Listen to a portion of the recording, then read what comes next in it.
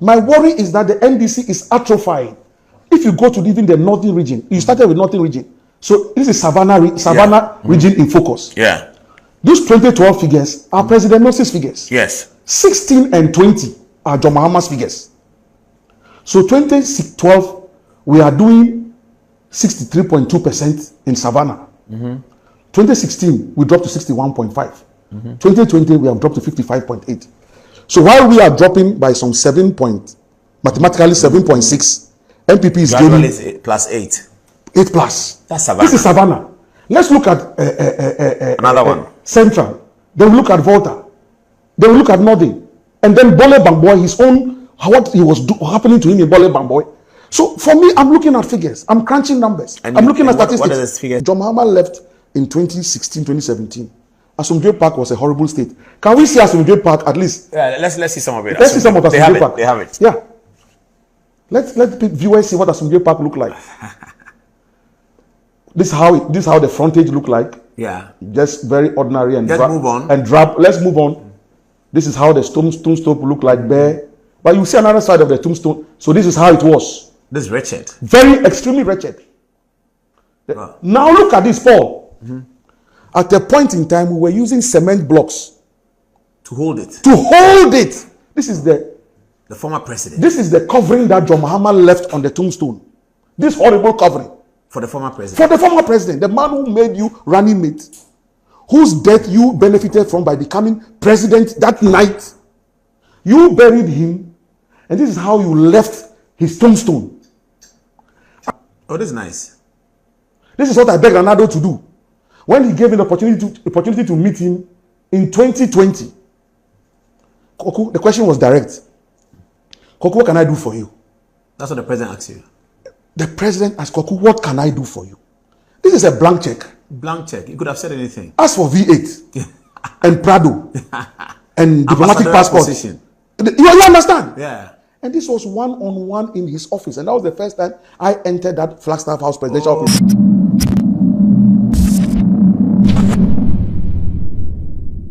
Anyway. So when did you and how did you enter politics? Well, so thanks to you and the opportunity and your viewers. The politics, I'm sure I was born with it. Good question. I'm happy. Except that you didn't get a certain song right, the lyrics right. So I noticed. Please tell us. I'll start with the lyrics of that song then. It's important. It is John Atta Mills. He is a man of peace. Yeah. He is the obvious choice. There is none like him. Atta Mills. He is the best choice. Atta Mills, Oman Penny, When did you release that jingle? Atta Mills. Now, Lenny Akpadi had just swung in. This is how many months to vote in? Oh, this must have been 6 months. Yeah, because this song really shook the system. So yeah, Lenny Akpadi had swung in All Other Gods. Yes, and he was topping the charts. Yeah. And I knew Lenny Akpadi, and so I got him and his manager at the time, Jerry Modi. And so I wrote the lyrics myself. The one you are just yeah. These are my words. To use their tune. To use their tune. And I needed their permission. So I did the lyrics, I wrote the lyrics myself. And then we went to a studio at Odoko. Hey. There's a guy called Roro. I see. I think the music guys know him. Roro. His studio. And so myself, I was there with Lenny and Jerry Modi. And these lyrics that I wrote, I was in the studio myself. And there's even a rap version of it. It was my voice. Whose voice was it? That was my voice. The song was your voice? Are you serious? No, Lenny's voice was used for the song, yes. By the lyrics. But in it, there was some other voice that was my voice. A little bit of rap, but that didn't come out. Yeah. So, Paul, that's what I did in the build-up to the... And I remember when... How did you enter politics? And I remember when candidate Mahama was being outdoored as running mate at the National Theatre, which was also our idea and our the rebranding. Yes. Yeah, I remember. That was good too. With Alex Egbefia. And I had brought in the Dansuma Youth Choir, giving them the T-shirts. And when they released this song, that day, in the auditorium. Oh, man. And we spilled over into. I remember. That was even the children's park. Yeah. So back to the question and back to the answer. Straight to the point. Talking about Kotoka Primary School and Bama Camp. So I believe that my entry into politics started May 15th. Oh, you saw May 15th? Of course, I saw May 15th, June 4th, 1979. So little boys, young boys, 8 years thereabout, Kotoka Primary School. When parents started coming to pick their children from school. At an odd time. You started seeing parents come pick their children, and there was activity. And this is the heart of Bema Camp. Yeah, of course, sitting in the center. Exactly. And you are beginning to helicopters. The shelling. Oh, you could hear it. The helis hadn't started moving yet, so you could now hear the shelling from Reki. Correct. Boom, boom, boom, and then our headmistress, Miss Patricia Tamaklo, Madam, we called her. May her soul rest in peace. She really shaped us. So there was no time for even an assembly, and it was like announcement. Everybody could go home, should go home. I only heard recently one of my friends, we had civilians with us. Yes. Yeah, Aubrey Tamaklo was telling me how they used to live somewhere in Labadi. No, the Labadi squad was different. These ones were around Pig Farm. Hey, that's far. In Tukutobabi. That's far. That as young as he was at the time, he and his sister had to walk all the way to Kutobabi. Yeah, 237. Exactly. Yeah. So we were even lucky just to run from Kotoka Primary to Labadi Villas. We were even lucky, but May 15th, then June 4th, which was the real deal. And Paul, I don't see how I could ever forget these momentous occasions growing up in Bema Camp as a schoolboy. And then, of course, Kotoka, we were lucky. So just standing, and in my book, this book that we'll be talking about. Yes, in it, there's a bit that I talk about standing at the upper deck of Kotoka Primary School and zooming in on Nicholson Park. Yeah, you could see it. You could see it from there, exactly. Oh, so the rallies.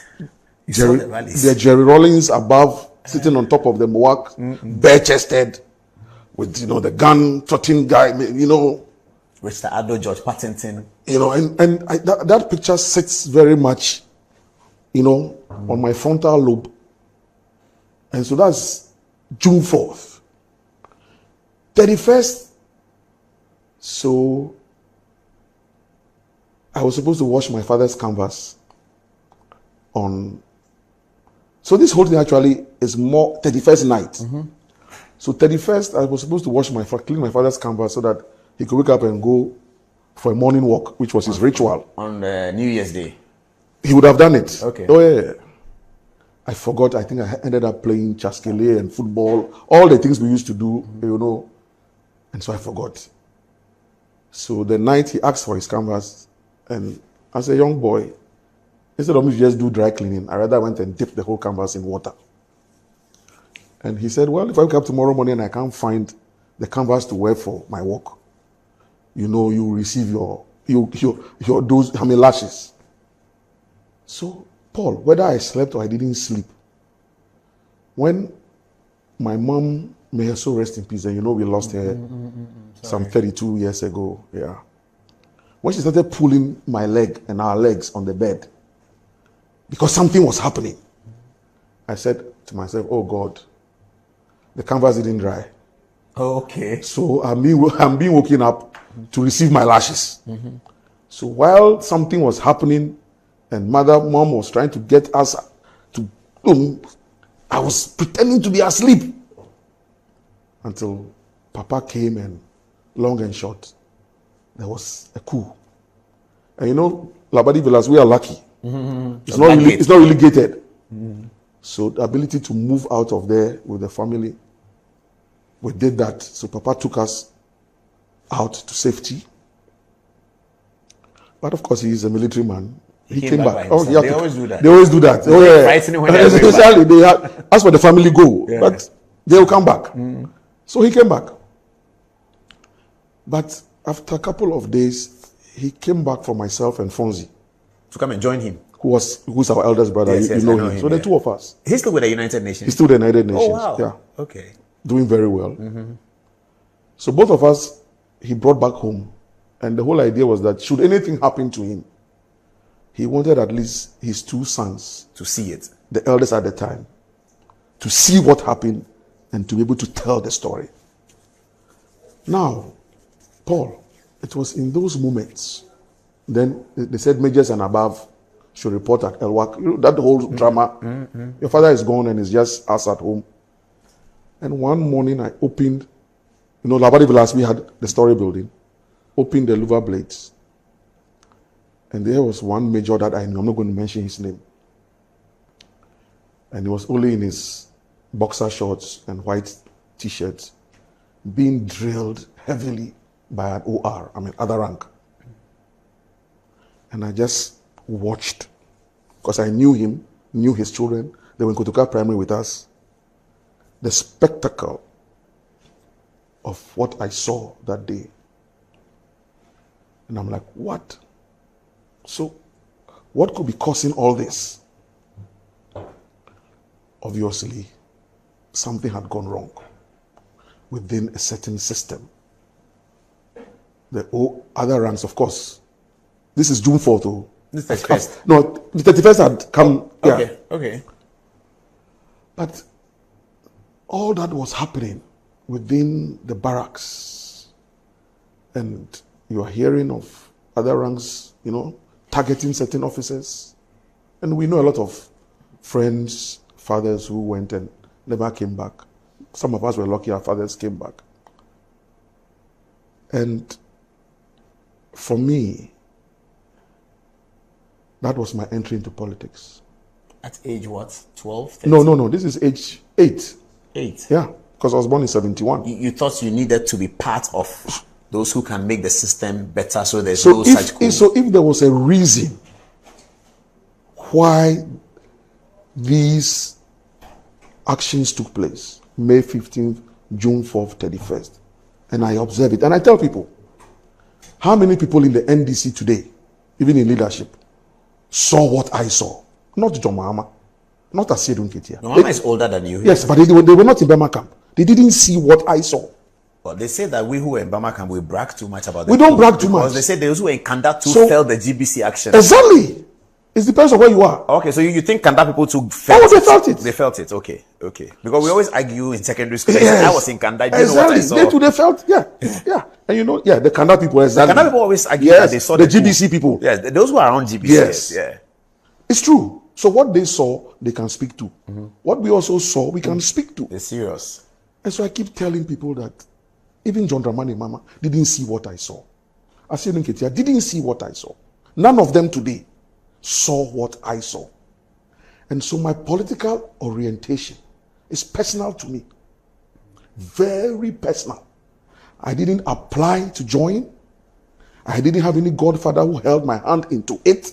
Oh, I see. No. Your father didn't? No. My father is a general, you know, celebrated general. He's not politics. He's not into politics. But he was well respected. And it was thought that Rawlings really respected him. Oh, certainly. So if you and Anyidoho, NDC are very happy to have you. Yeah. Oh, certainly. I mean, yeah. But I'm saying that, so my political orientation, Paul, is personal to me. What I saw, what I lived through, seeing some of our friends, their fathers fall, families got dislocated, and the other things that happened. I walk a certain political path and journey, and I do it with passion. I won't claim piety, but with a high level of remembrance. And so my whole political journey is not to walk in political immorality. Political immorality? Yeah, and political perfidy, where the whole attempt is to keep the majority in the dark, and a few people can gloat in contrived and fake glory, and when they have, then they throw out at the people, and they think that is politics. No. Mine is to continue to walk a certain path that will throw light in the dark areas so that we don't get back to those days.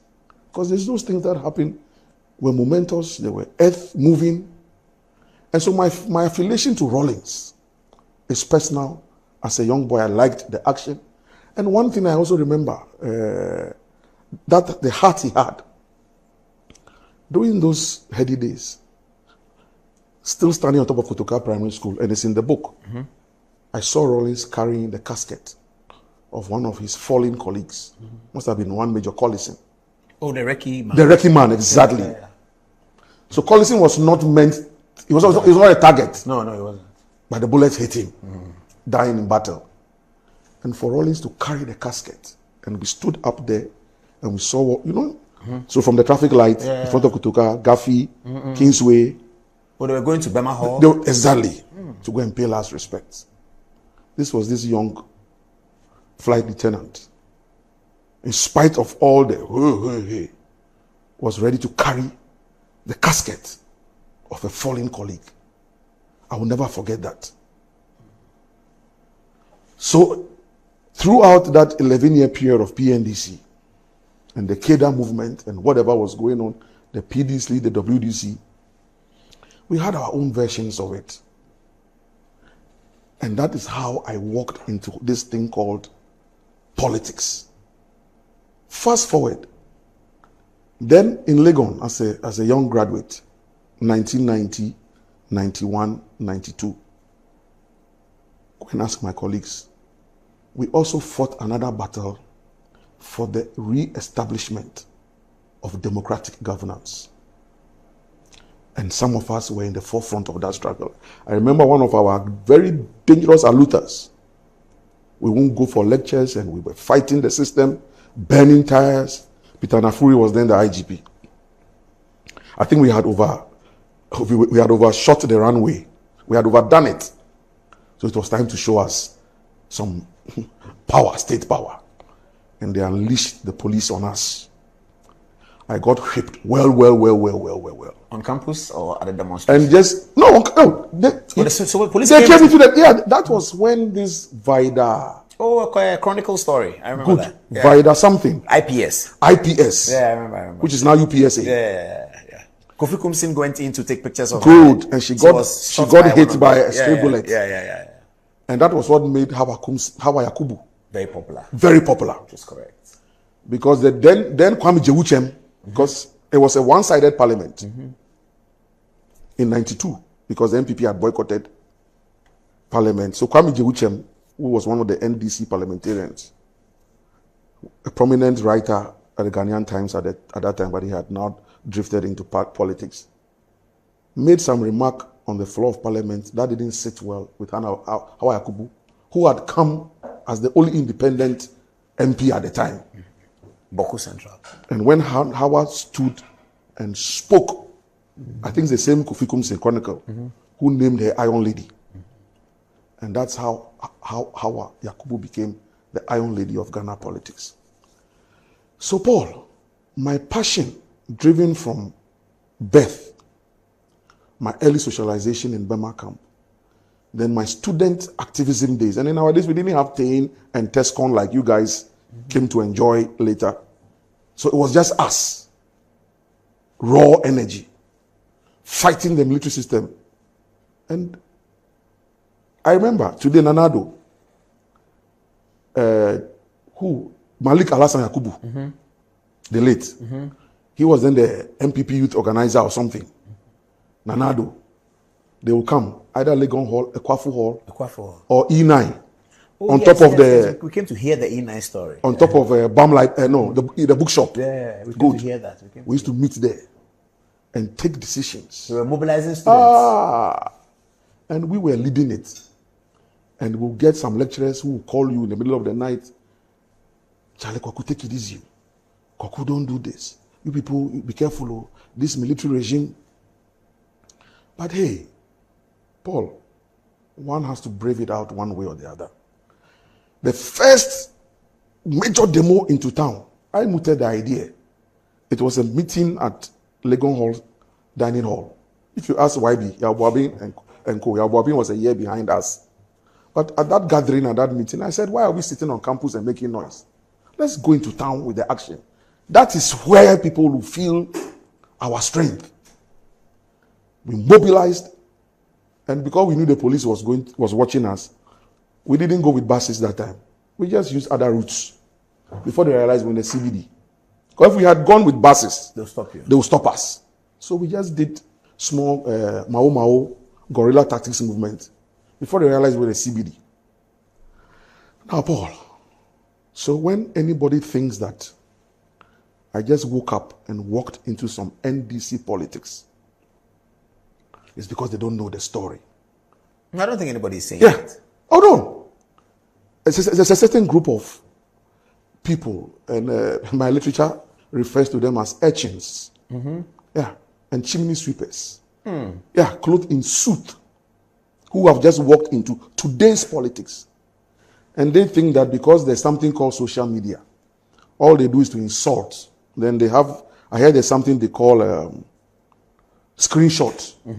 So after they insult, they screenshot and they send it to their paymasters, and that's how they butter their bread every day. And said, I feel sorry for I don't believe that. Oh yeah, people do that. That's what they do. And some of them to pass comments, and some of them have graduated from university, but that's the job they do. And when they see you climb up a certain ladder, they are jealous. Because I don't waste my time on that. You have decided to clothe yourself in suit and walk around as an urchin. I'm not an urchin, never been an urchin, will never will be an urchin. So they live off social media and they gloat in the fact that they insult for a living. Stay there and be insulting. Others will move ahead. They will grow into jobs. You'll get jealous. You get angry. Your destiny is just around social media and insults. So, Paul, that is the journey in which... How did you meet Professor Mills? Good. So, Professor Mills was a lecturer on campus. Way back? Yeah. So, when I entered Legon in 1990, he was a lecturer on campus. He was the president of the Amalgamated Sports Club. And me too, I was doing some 2x4 hockey. And you played hockey for the University of Ghana? Not Ghana, not the University of Ghana. But you were hanging around it. I was hanging around the Legon Hall team.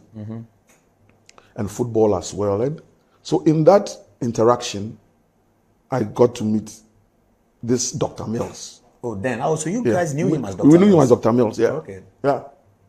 But of course, those whom he lectured at the faculty and School of Administration, commercial law, and then the law faculty, and always talked about this lecturer who was Charlie. This, and those days he had, I think he had a coffee or a maroon vehicle. It must have been a Stanza or something, or in the sun. And the story of how he would just be giving students lifts here and there. And that was the Professor Mills we knew. And so by the time in 96, it came up that he was Papa J's, of course, Flight Lieutenant Jerry Rawlings' running mate. Then the election was won and he became vice president. Of course, I did not stop keeping my eye on him as vice president of the Republic. So that is my relationship with Mills. Starting from when, 96? No, from Legon campus. So when I entered Legon in terms of working politics with him. Oh, politics is 96. 96, but not at close range. Yeah. I'm saying I just kept my eyes on him as a vice president. When did you enter his inner circle? My inner circles mainly was 2001. That when he had lost. When he had lost. There was nothing to share. There was nothing to share. Cuckoo Hill. I remember. Yeah, Cuckoo Hill. There was no paper. Nothing. And of course, those days I was, like you said in your intro, I was then at the Metropolitan and Allied Bank. So I had finished Legon, gone to the UK, University of East Anglia, gone and done my first master's, came back, then worked with the United Nations High Commission for Refugees office here in Accra. Our office then was at Airport Residential Area.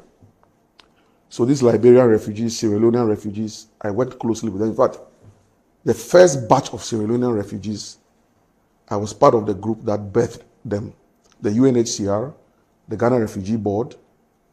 Those days it wasn't NADMO, it was something, mobilization. NMP, National Mobilization Program, blah, blah. Now, that also. So back to my political orientation. Paul, it was a Ghanaian fishing vessel that had picked this batch of Sierra Leoneans from Mamiyoko. There's a famous hotel in Freetown known as Mamiyoko.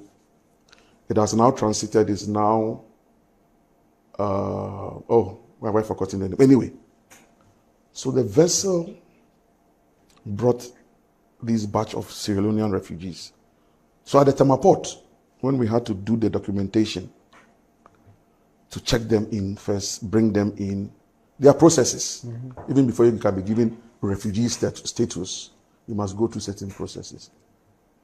Paul, everybody in that vessel was either a politician or a high up. Oh. Now, when I went to... What you thought were refugees? When I went to Sierra Leone later on, working with ECOWAS, doing international election monitoring, then I got to know Mamiyoko Hotel. Obviously, Paul. Mamiyoko is like Kempinski. Oh, so ordinary people couldn't have afforded. Thank you. So they were able to be in Mamiyoko and get a vessel. Come to safety. Rent a vessel. A fishing vessel. So the vessel was going to fish for fish. They ended up fishing for men. And they paid and they came back. Every one of them had a diplomatic passport. Sitting in the vessel. With visas. So those ones never became refugees in Ghana. They only came to safety, transited outside the country. So when finally the real refugees started coming, then you had your Bukari mosquito that Asirin Keita decided to name himself after. Cutting people's arms, short sleeve, long sleeve, and limbs. Yeah, James Bukari. He was the real mosquito. Yeah. Then Asirin Keita decided to adopt that name. Was it not Rawlings who gave the name to Asirin Keita? Maybe. Okay. And working with refugees, then I said, wow. So these big politicians, anytime there's war, they will escape. Is that not it? And it's the ordinary people that end up suffering. That also impacted my concept and thought process. So eventually, when 2001, now working at the bank because I left the UN system, so the first private commercial bank in Ghana, Alexa Shagbo's private bank, Metropolitan and Allied Bank, a Ghanaian, Malaysian, collaboration. And we started as the youth forum at Cuckoo Hill. Yeah, you mentioned Elvis. Elvis was one of the Fifi Kweti was one of them. Most of the time, I don't like mentioning their names because the way the politics has got into, I prefer them to speak for themselves. But today, because you mentioned Elvis, and for the records, so Elvis, Fifi Kweti were part of it. There are a lot of people who were not part of it. This Cuckoo Hill? This Cuckoo Hill. Which year? 2001. Oh, okay. So people like us who were employed, graciously so, will help fund activities of the youth forum. Press conferences here and there. Setting up a newspaper. Funding the newspaper to work purposely. Your own money? Yeah. As young men? Young men. Now, that's when I cut my teeth in writing. I've always been good at writing. My English is good, my literature is good, graciously so. So, when President Kufuor now started the proceed on leave, yeah, and government officials should leave government bungalows, harassing ex-NDC officials. Of course, President Mills, or then Vice President Mills, got harassed. Rawlings himself got harassed, invited to BNI because he had gone and made some positive defiance statement. Every day I'll sit at the bank while I'm doing the financial transactions and everything. My heart will bleed. Then, of course, as has become the norm, Kufuor retired 7 generals, including my father. They had to go home. So Major General Anyidoho, Major General Francis Mahama, General Smith, Charles Okain, so 7 of them. So, of course, that has become the norm if a party changes. So it wasn't the retirement that really irked me. What did the irking the most was when 1 or 2 newspapers including Kofi Kumsin's Chronicle. And my senior brother Koku Bakun at the time targeted a certain General Anyidoho because he had spent 10 years plus as board chairman of Ghana Telecom. Oh, I remember. And he had been sent there by his mother unit, Signal Regiment. Oh, yeah, they are connected. Institutional representation. Yeah. It wasn't politics. And they sought to create the impression that he had done some untoward things at Ghana Telecom. And knowing my father. So one afternoon when I couldn't take it any longer, I just dropped my tie from the bank, gave instructions to my junior colleagues, and I just drove to East Legon. I said, Papa, these are the things that they are writing about you. Is it true? I said, my son, sit down. And my father is very good at record keeping. I'm sure it's something they teach them in the academy. Produced records, stacks of them. This is it. What those people are doing is just politics. Because my father ended up as the general officer commanding the Northern Command before the 2000 elections. He moved to Kumasi, I think. Kumasi, exactly. And that is the stronghold of the MPP. So obviously, doing your job and just being professional. And I think Kwamina Bartels was one of the people in those days. All he did was to have his military muffler, a camouflage muffler. And they said he was in an NDC. My father would never green. Thank you. NDC But NDC too has green. Oh, but that's military green. But you know the politics of it. Anyway, so once I was convinced that Papa had done no wrong, checked my record, I was like, what? Is this politics? So I now took to my fingers. And this book that I wrote, my foundation text for the book is from Psalm 144 verse 1. The Lord my rock, who has prepared my hands for battle and my fingers for warfare, or that way around, my hands for warfare and my fingers for battle. So I just hit my laptop those days. I started writing articles for the Ghana Palaver. Still working at the bank. Still working at the bank. So, I mean, multitasking. Because now I had to. Jojo Bruce Kwanzaa. Is he still around? He should be. Okay. I'm sure he's also peeled off because things are not as it used to be. So he peeled off. I mean, why not? And nobody's growing younger anyway. And if the philosophy you were following is now drowning or sinking as low as the Titanic sank, you would rather not be in the ballroom dancing. You would want to look for a lifeboat and float to safety. We'll get there. Yeah, exactly. We have to be getting there. People are getting excited. So sorry, I'm going all the way. I'm not closing at 11, viewers. We're going all the way. As for example, good evening to you. You're complaining that I said you're an NDC voter. Don't worry about that. We haven't taken a break here. We'll take it. That's it. So I began to churn out articles in the Ghana Palaver under a pseudonym. I may not mention the pseudonym now. Oh, but I think Koku knew.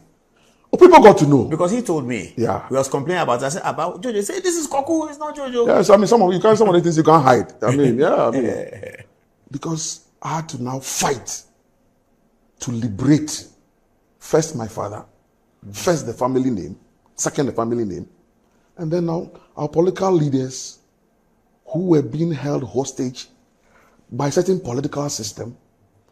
Of course, they had been in opposition for what? Almost 30 years. Suddenly they had found political power. And so they had to harass. And there was some... a cool mentality. Exactly. And everybody became an enemy overnight. And Bartels himself as a housing minister at the time was entering official bungalows and chasing former government officials out. I mean, anyway. Well, let's get it on. And now our elders had gone into captivity, and we, the young ones, now have to. Everyone was hiding. Now, the beauty of that moment was that leadership had been thrust upon us, because a certain layer that should have existed after the Rawlings group of people did not exist by that time, which is the reform group. Oh, they left. Guzi and Co had left. Oh, I've never heard this analysis Yes. before. This is very interesting. Guzi. So they would have taken up the mantle Exactly. in 2001. Guzi, Chitre, Peter Podugbe, Mijay Bano, that group, they had left. Very effective people. Very effective people. But they had formed the Reform Party. Oh, that's interesting. So Professor Mills had to go below. So leadership fell on us at that time. Those who had just finished university 5 years ago, 10 years ago. Exactly. We had no option. Elvis, Idrisu Haruna, I think. Idrisu Baba Jamal. Good. I keep mentioning John Adams. People like... Who's John Adams? Kofi Adams? No, not Kofi. He wasn't part of us. Okay. It's a certain John Adams. He was our convener. Okay. People like Clarissa Kolache, the late Jijote, Utache Gadiel Aqua, Komla Sokpo, we could call him Sokpo Sali. I mean, people... I'm trying to remember. Who was the chairman of the NDC at the time? Yeah, it remained Wali and... exactly. Until we went to Congress in 2002. 202, before it was changed. And then... But they were tired by that time. Then the chairman since 92. Yeah, then Obed became the first single chairman. Right? It was a co-chairmanship. Yeah. But that's how leadership fell on us. And so those of us who were working and had income, we had to support activities. Around Professor Mills. He had then now gone, around Cuckoo Hill, paying telephone bills. And that was the beginning of the era of serial calling. And there was this culture that then back pass. What's that? Yeah, so one person calls, he finishes, or she, then I pass on to you. So one line is blocked. So you also talk. For 10 people to talk. Because when you are trying to call, it will be difficult. It's difficult. So back pass. It was a culture for serial calling at the time until that one also stopped. But Paul, all in all, this is the trajectory, the foundation, the history. So one didn't find himself. So it is through my writing. And because I was fighting a mega war for the NDC. There was nobody in those days who did it. Of course, unless you were not politically astute, you had to buy the palaver and read the Cassius Clay column. So now I've even given the name out. I remember. Yeah. Because that is it. The battles had to be fought. People reading? What? Those days? So that's as recently as 2001, we're reading. People were reading because we didn't have the internet. It's the internet that is spoiling us. But people were buying the paper to read. In fact, Cabral was the chairman for my book launch. Those days, Chronicle, only one edition in Legon. We had to queue to buy. It came out once a week. So Cabral was a columnist. Kofi Crimson himself was writing Politicus. P.A.V. Ansah was there. The guru himself was there. In bits and pieces, Odrikajepo wrote something. Kweku Sechiado wrote. Yeah. Correct. So it was a storehouse. Chronicle was powerful. Oh my goodness. Powerful. And Kweku Sechiado edited it. Odrikajepo edited at a late subsequent. Yes. It was a massive newspaper. Then if you went to the sports column, Caltufo, then a certain Kofi Opariado and Kofi Opariado was very good. This was the Chronicle. So from cover to cover. It was massive. We read it. It was massive. And that was our political literature. It was. And the days that P.A.V. Ansah would decide to go to town because he felt that, and to use his phrase, that some people had desecrated the mangrove of his ancestors. Ransford Jampo from Pabu Street, I hope you are still listening. They are mentioning P.A.V. Ansah here. That the mangrove of his ancestors had been desecrated, obviously, by the J.J. Rawlings administration. So he was going to go to town. And so it means that day... But the language was good. I mean, it was rich. So rich. No insults. Sarcasm was huge. So, Paul, when you have gone through a certain process, and so then by 2004, the system now acknowledges you. Left, right, center. I remember the late Leo Cramé, so rest in peace. He said he used to wake up at dawn to read the palaver. And he would go to the bathroom and just be reading. Because he needed some space where he could laugh.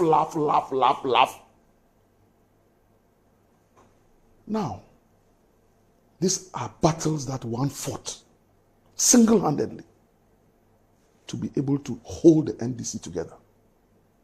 It was a battle. Everyone thought NDC would collapse. After the election, and we are still, and people don't realize that the battle doesn't end till the day you die. So we are still in battle. So 2004, Professor Mills lost the election. So 2004, now I became a member of the Cuckoo Hill Communications Media whatever team, and Rojo, my senior colleague, chaired it. He was our leader at the time. But of course, because of my bank work, you have to, be stealing time, blah, blah, blah. Oh, you were still working? I was still working at the bank. Okay. So it was 2005 that President Mills now picks a phone. And those days I had now started the Masters in Communication program at Legon, MASCOM. Mm-hmm. Out of about 1,000+ applicants, through various rigorous processes, only 25 of us made it to the class. Egbert Fedu was there? No, Egbert was not. I think we finished before him. Okay. That's if he went, we finished before him. But yeah, the gentleman who reviewed my book, Dr. Kwame Akufu Anof Into, was in the class.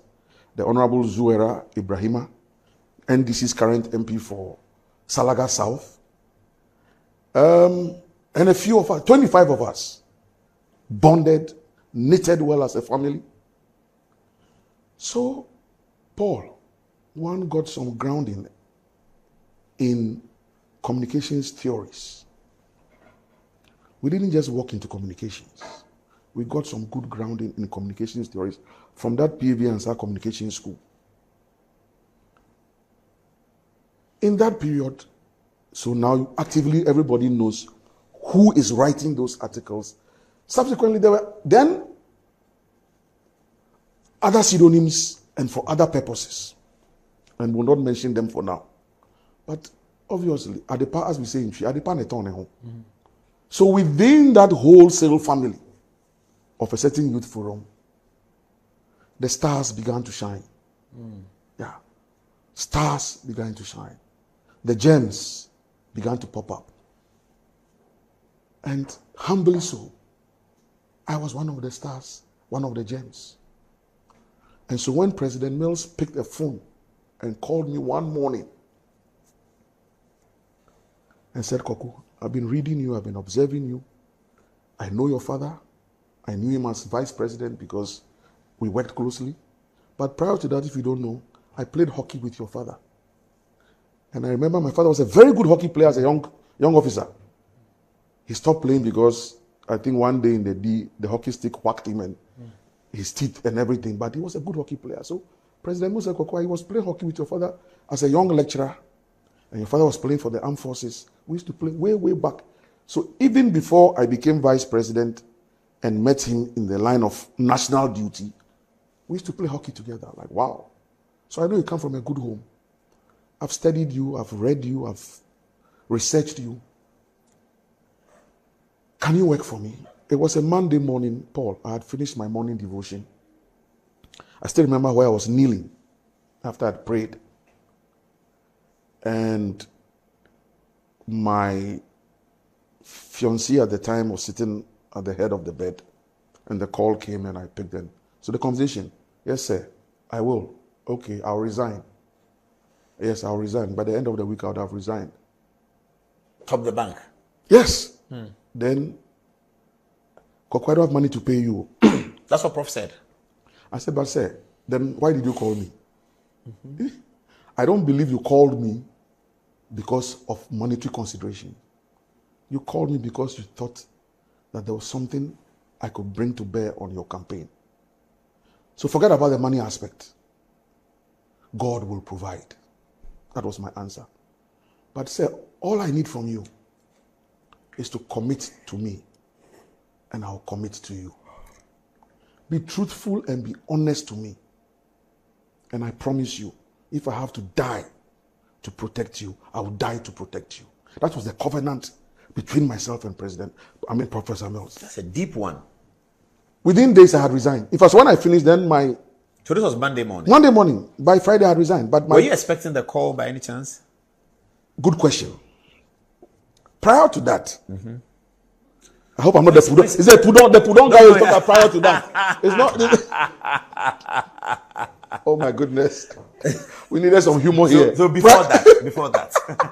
But I'm using it in a good context. He was just using it. It was just complete malpractice. No, he was talking about the zoo and the but prior to that. Anyway. Okay. So prior to that, talk about language. He had said to me that he was going to contest again to become flag bearer of the... For 08. So this is 2005, but he's going to contest in 06. For the 08. For the 08.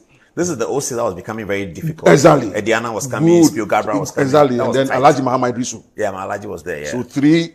It was becoming complicated. So, Koku, I want a very small team. Very thin, lean. But I need a strong Voltarian. Because the NDC belongs to the Volta region. Can you help me find somebody from the Volta region? Wow, why me? So good question. And I have 1 or 2 people who can corroborate. That you were expecting the call? No, that he had this discussion with me. Okay. That I need a strong Voltarian. Somebody of stature, quality, but fairly young, not the old stock. So, can you find somebody? I said, sir, I will. But for me, I'm like, who am I going to look for?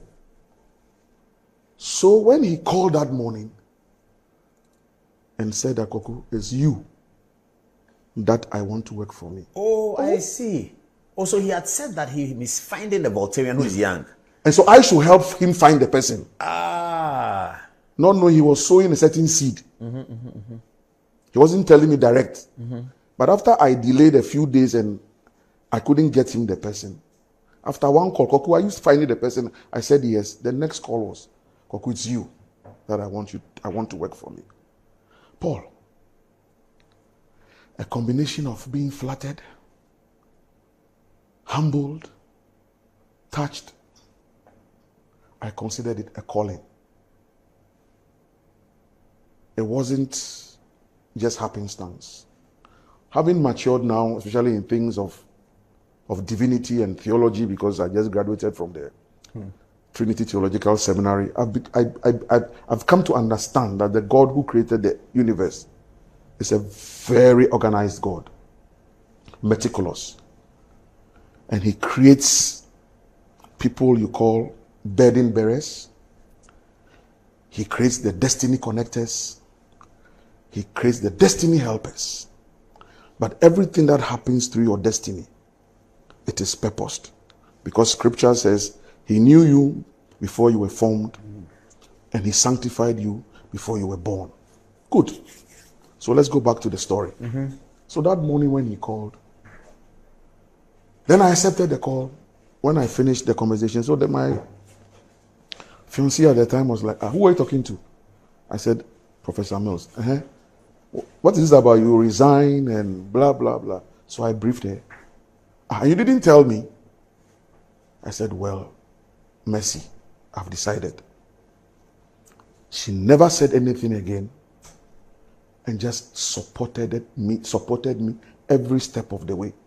Fast forward, when President Mills also now narrated to me a certain aspect of his political journey and how he agreed to be running mate for President Rawlings without necessarily informing Mrs. Mills at the time.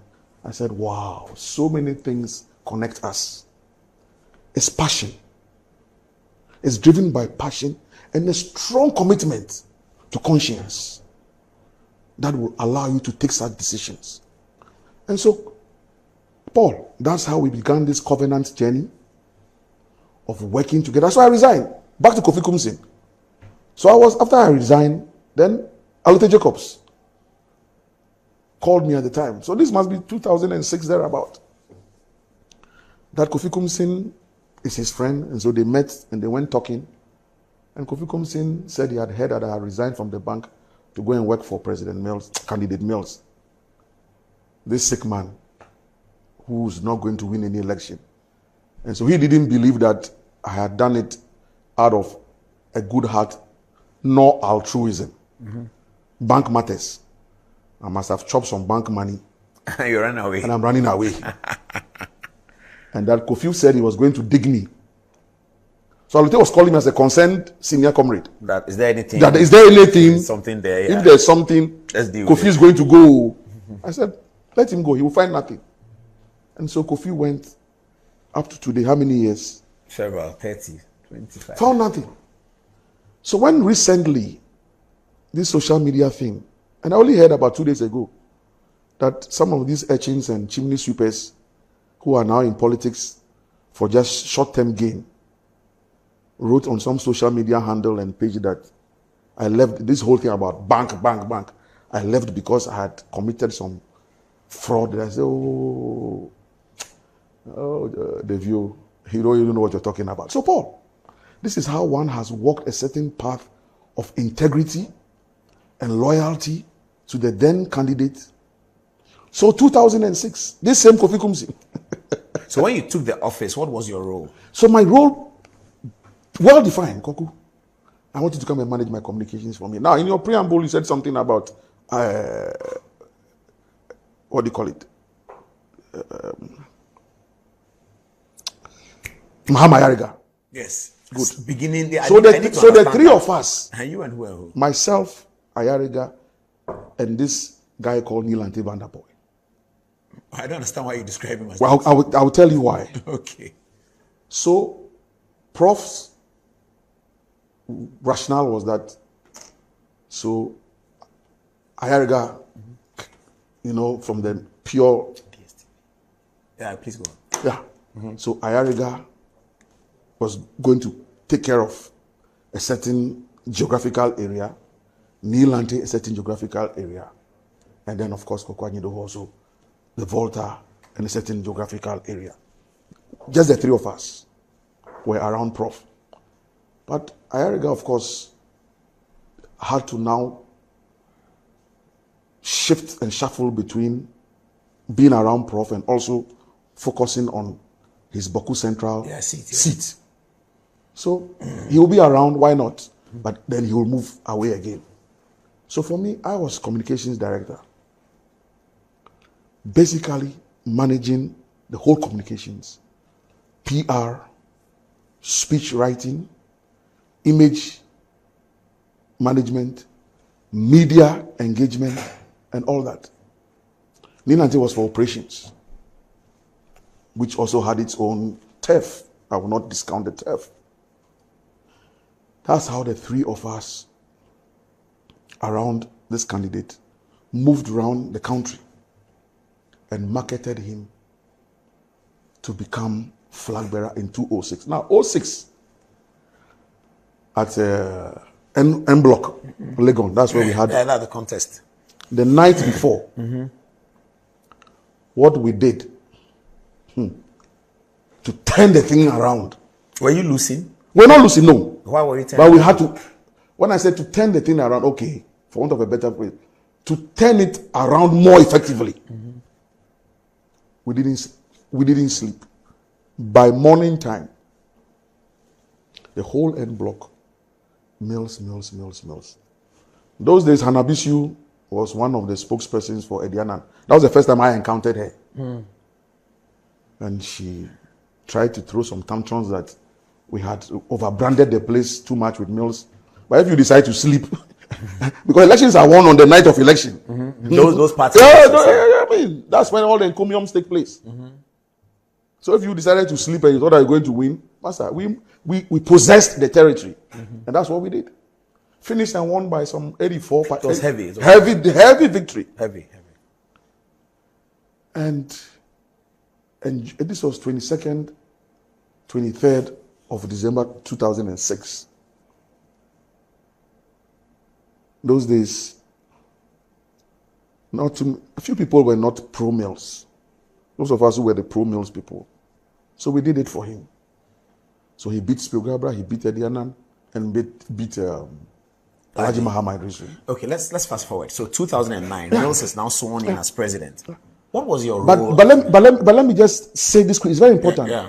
After that Congress, 25th December, I almost died. Why? I woke up in the morning and Professor Wuno asked me to come to his North Hacho residence to come and brief him about the Congress because he didn't come. And this is a party godfather. Senior person. So 25th, it was a Sunday, Christmas Day. I was then living in Dansuma. And I drove to the place, sat with him. By 7 a.m. I was there. I was leaving around 9:30, 10. I was was feeling funny. My throat began to dry up. Harmattan, Christmas Harmattan. Those days I was using an Opel Vectra GW 2646Q. Just as I was hitting the Kufuor Hotel area, I began to black out. Yeah. I was losing my breath. I couldn't see anything. I was dying, Paul. I just started praying to God. God, please, forgive me. I mean, everything that I have done. I mean, how I got to 37, I don't know. Luckily, Christmas Day, around 10, there wasn't traffic. So, just got to 37, parked the vehicle, and I didn't get out of the vehicle. My luck was that the wife of an army officer had seen me drive in. And when I wasn't getting out of the vehicle, she went and got a wheelchair. They came, took me there. Look, my everything, my stats were just... What happened? I'm so fatigued from the Congress. All the running around the country, I had not done it before. I mean, and we were speaking for you. At every event, you must speak and introduce the candidate. Paul, long and short, I spent another 2 months to 3 months, at Anyidoho Ward. I see. Yes. On admission. On admission. Wow. Now, the reason why I'm telling this story is that the number of times that President Mills will come and sit by my bedside.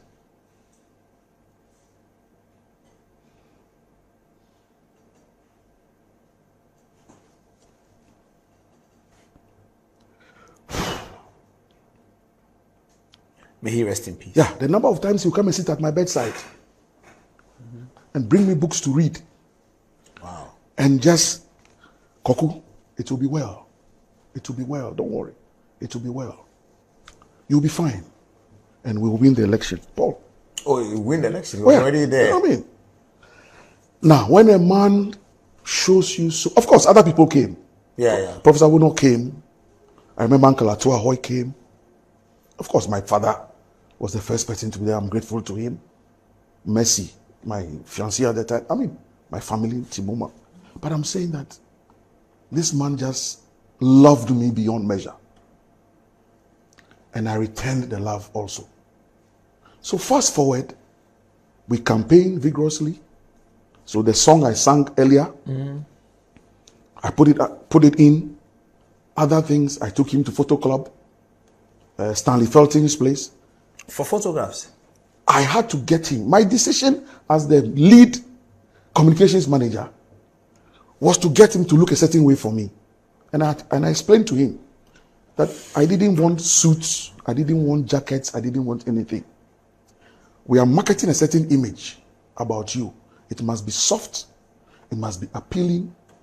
He talked about Nanado. Nanado was doing suits. So I said, don't do suits. Let Nanado be the bourgeoisie politician. You are not a bourgeoisie politician. You are down to earth. You are a professor of law. You don't have anything to prove. You are a former vice president. What do you want the suit and tie for? Let Nanado be in the suit and tie. That's what the doctor's shirt he was wearing came in. Tall. I remember that. Tall. Oh, I see. And I even wanted a short sleeve. So it was planned. It was a short sleeve. It was planned. I took him to photo club. I think you deserve congratulations for that. Everyone noticed the change of his image, but I don't know it was strategically planned. Strategically planned. And we took him to photo club, Stanley Felton himself. And took the photos. Plenty. Before we got, even that day when we were leaving, the prof himself was frustrated because, Koku, what is this? I'm tired. I said, sir, don't worry. You want to be president? Oh, that you will be tired before you become newspapers and all that everywhere. That was his new image. That was the new image that I created for him. That's some very image. Amazing Pasumje, Usuro Nyame, Better Ghana. Then we even started with I Care for You. I Care for You. Yeah. Good. So if you're, and I remember Rawlings. I'm angry with it. He's very angry with it. Yeah, it's like a soap advert. I remember that. In fact, he came to Kuku Hill. Rawlings has said that before. I can't remember where. The first and only time he came to Kuku Hill. One early morning. It was because of the I Care for You thing. It's like a mother hen, just and some chicken. No, that's not the image of the NDC. Anyway, We had our moments that day. Okay. But, Paul, this is what we did. And you said the Better Ghana agenda. Yes. The 2-3 of us who came with the Better Ghana came from us, from me. Because you're talking, another was the best man for Ghana, best man. Yeah. I said, nobody, it's only God who is best. No human being is best. So let Ghana be doing his best. We would just say a better Ghana. Beneath the better Ghana, then we anchored it around 4 thematic areas. Investing in people, job creation, building a strong and resilient economy, and then governing in an open, honest, transparent manner. Transformational leadership. That is very necessary. Paul, that's what we did. And we managed to theme it. When we did the manifesto launch at the Round Pavilion at Trade Fair, themed it very well. Before then, there were some IEA presidential debates. I was the only one who went with him. I will prepare him, sit with him. But one of it happened the day that Chachu Chikata was jailed. One of the debates? Yes. Oh, I see. The IEA debate at Alisa. Alisa Hotel, I remember that. The afternoon before the evening, that's when Chachu was jailed. Prof was so distraught. And we believed that it was a political strategy to off-track Prof. Because if Chachu is going to jail, then the man cannot perform at the debate. Amidst all the trauma, he says, Koku, I know they've done this because of me. That was when I saw the resilient and steely nature of this man. Koku, we will go. We will go. We will go. Don't worry. And the two of us, with Daddy, the security man, the driver, Eliezer. Just you and him. It was just me and him, Paul. So today when some brothers... No, I told a story in the studio. I don't know where you heard it. Yeah. Today when some two brothers... You and him came to collect a decoder. Yes. I was there. When some two brothers... Of Mills. Samuel Atta Mills and Cadman Atta Mills want to create an impression. At the time that their brother was a candidate, where were they? That today, my brother. Which brother? Which brother? But where were they? Thank you. Where were they? Samuel Atta Mills, the first time I saw him was when we were in opposition. So 08. The president had to go to US. The candidate had to go to US for some campaign tour. Talking about my eldest brother, Charles. When we arrived at GFK, it was my brother Charles. We all call him Fonzie. UN. New York then. New York. He picked us up from JFK, drove us to his house at White Plains in New York. Professor Mills, candidate Mills, slept in my brother's house. Oh, wow. We shared a meal together. Myself and Balo. 2008. 2008. The election year. Good. Early that year. Yeah, but it's still the election year. And it was still you and him. Just me and him. And one security man. So my brother Charles, that is family, picked up this professor to his house at White Plains. His children had to vacate their room. That it was on his children's bed that this professor slept humbly. My brother and his wife and his family never forgot it. And when he became president, every time he was at the UN General Assembly, he will request, Koku, I want to see your brother and his family. And they will come. And they will also enter his bedroom and sit with him in there. So, Sammy, where were you? And Sam, you understand?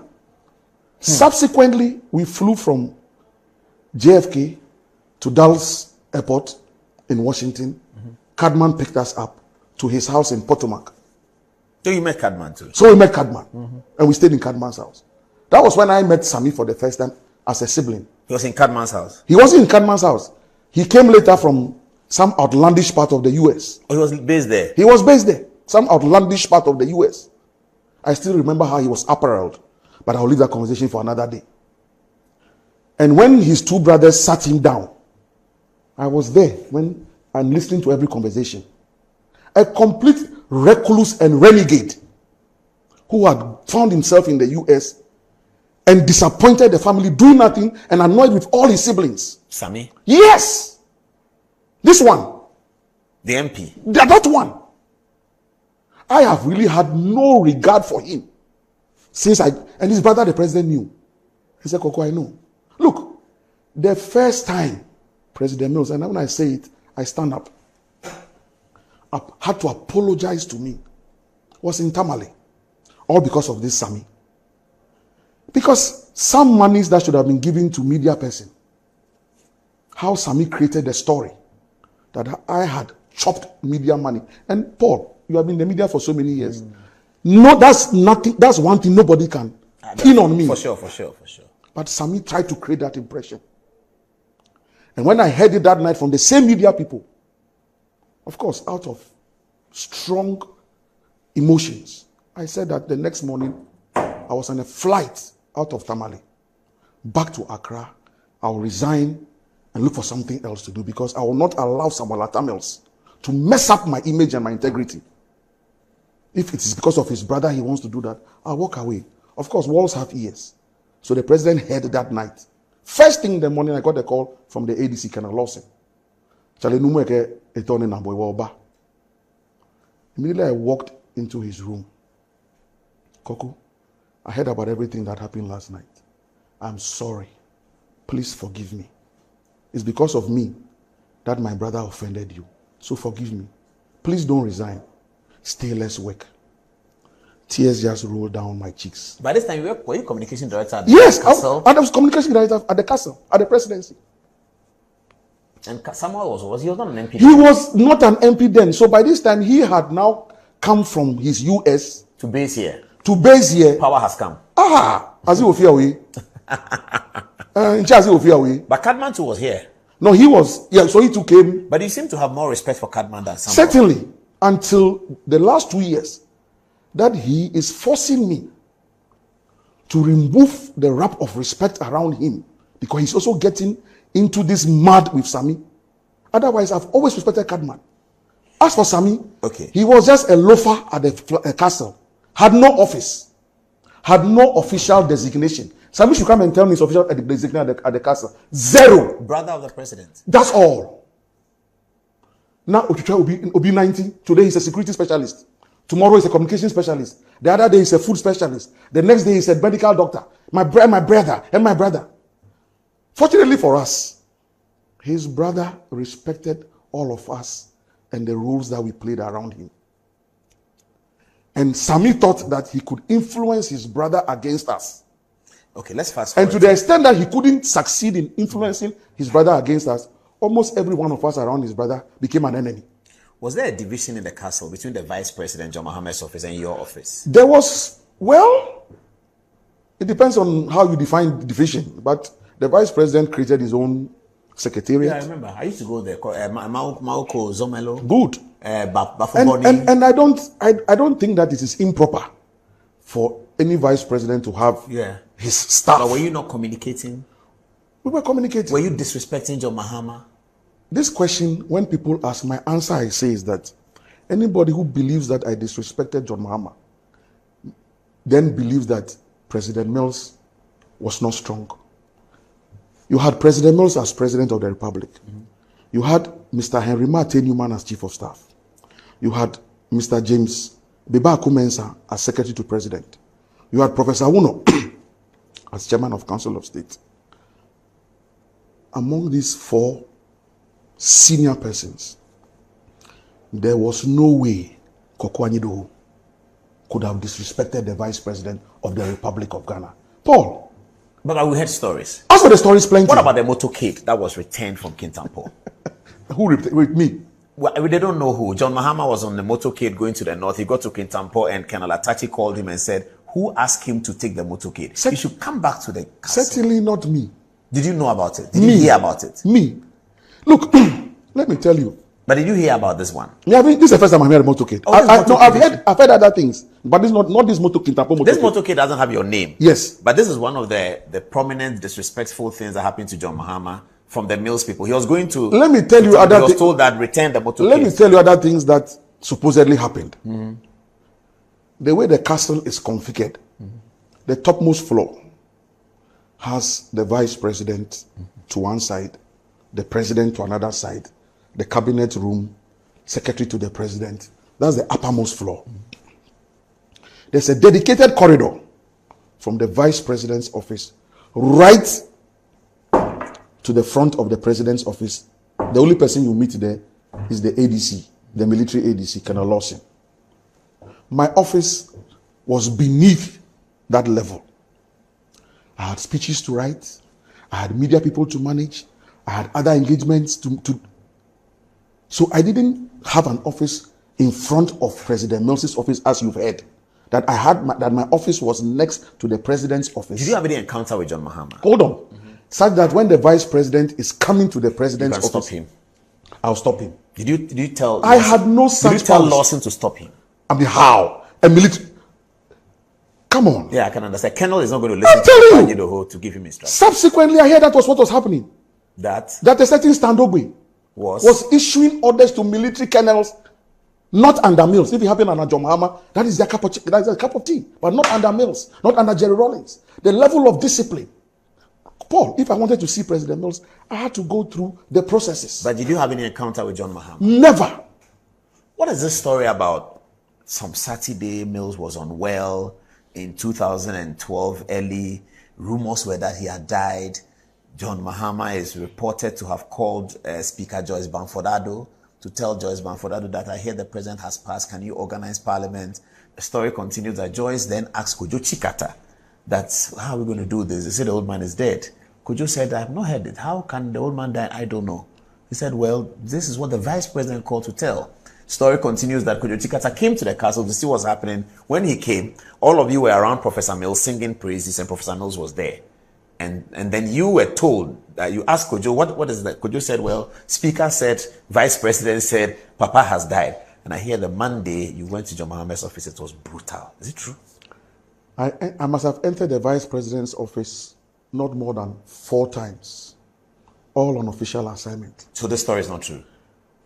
Palpably false. Did Mills have any problem on a Saturday like that? I don't remember, I don't recall. So now let me give you a typical example of how the president respected his vice president. So the president had gone to Switzerland, to Bern, the capital, for a state visit. Then flew to Zurich to meet Sepp Blatter, to discuss football matters, because everybody knows the president and football, blah, blah. Oh, yeah. Those were the issues of accountability. Long and short, Sepp Blatter said, look, FIFA is not against accountability. What we are against is the interference of governments in the administering the FA. So, for example, if the FA goes to Congress. Okay, so this is when you created accountability committee out of Parliament. Good. Oh, I remember that. We created a public interest committee, of yes, the GFA, not Parliament. Public interest. But Parliament acknowledged it somehow. Good. Yeah. And Abedi was supposed to chair that public interest committee. And all that. Of course, myself, Kojo Bonsu, this same Nilante and a few people. Chumbuafo Zali. All rabid sports enthusiasts. Yeah. And we were all for it. Only for the president to call us one day and say, look, gentlemen, you know what? John Mahama, the vice president, has come to me. Apparently, Kwesi Nyantechi and Randy Abe had gone to see him. Yeah, to talk about. To make him feel that we are doing something that is not done. FIFA will collapse Ghana. How can FIFA collapse Ghana? Okay, so what did the president tell you? So the president said, the vice president came to me with this story. He's forgotten that I'm a football administrator. He's forgotten that I went to FIFA and I checked all these things. But he believes that you people are doing something and that it can affect the image of sports in Ghana. So you know what? Not that I believe him, but out of respect for him, he has come to complain to me as the president. Why don't you guys just back off so that he believes and knows that whatever he brought to me, I have handled it to the best of my ability. Oh, that's deep. I'm telling you. This is President Mills. Oh, I see. So that's how the committee was slowed down. Slowed down. Then you must have been annoyed with John Mahama then. How? Because the president says, so me, fast forward, when now Randy and Nyantechi stopped being friends, and then Nyantechi had his issues, I only said, Nyantechi, if you had allowed us at the time to help you. Oh, you're right. with the If public there was interest. that public interest, the system wouldn't have broken down the way it is. And then because for that you, public interest would have just taken over exactly, and decide what to do. FIFA would have relaxed. thank you. Oh, and so, yeah, so they fell out. The Randy and the Nyantechi, didn't they fall out? Yeah, they did. But interestingly enough, Paul, a lot of the people, those days, Randy was a regular on Peace FM. Even I think maybe here Metro. Yeah, Metro says Lost no opportunity to bash Mills. Who else was not bashing Mills? Those were the days of the Funka Boys, Kofi Adams and co. They will insult Mills 24 hours. Hey, I forgot about Funka. Usu Bempa. I own Usu Bempa. Immediately, things have happened in this country. Immediately, President Mills died. Yamin and co. Goja Jenfi and co. They were in the Ashanti region holding that leg of the insults and the Mills bashing. Immediately, President Mills died. They became right-hand men of John Mahama. And today, they say that even positive criticism against John Mahama is not accepted. I'll come to that. How did you hear that Mills had died? So, I was in my office that morning. It was a weekday, Tuesday. It was a Tuesday. I had seen him the Saturday, which was his birthday, 21st. I had woken up, gone to see him by 6 a.m. And his son Kofi came to join us. We had some interesting discussion about issues. And so that's me crying, eh? And that was Saturday. Sunday, there was church service. Monday, the medics said he wasn't seeing anybody, which is... So Tuesday morning, I was in my office, actually, working on some speech that he was supposed to deliver at a public function. Because I used to write all his speeches. Name them. State of the Nation. Was he traveling on Tuesday? Well, I got to know. I didn't know before, but I got to know later, yes, that actually he was going to leave for Nigeria that Tuesday morning. Okay. So I was in my office when a security man came banging on my door. Akenumo. They're taking the old man away. They're taking the old man. I say, Charlie, I will let it.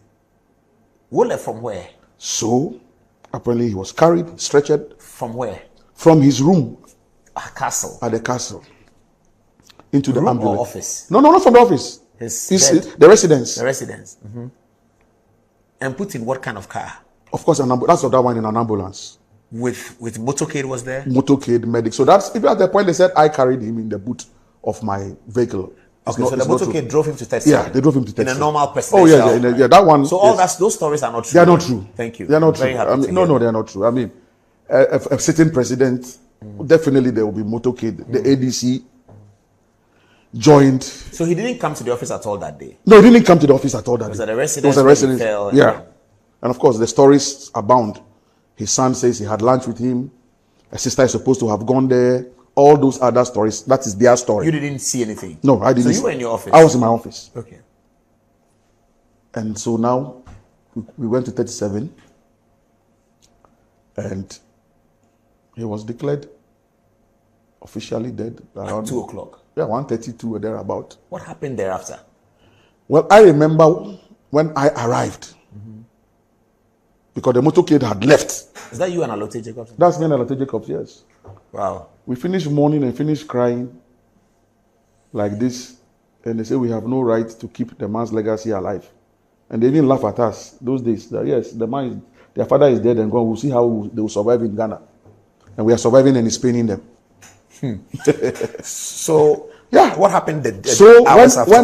when I got to 37, because like I'm saying, the motorcade left. The security man came to inform me. So I now had to rush to 37. So I got there. And when I got there, of course, I saw Colonel Lawson. He was with him? Yeah. The ADC went with him. Yeah. But his office, I mean, he didn't. Yeah. So I'm telling you that as much as I was close to the president, I had access to his bedroom. I'll sit on his bed.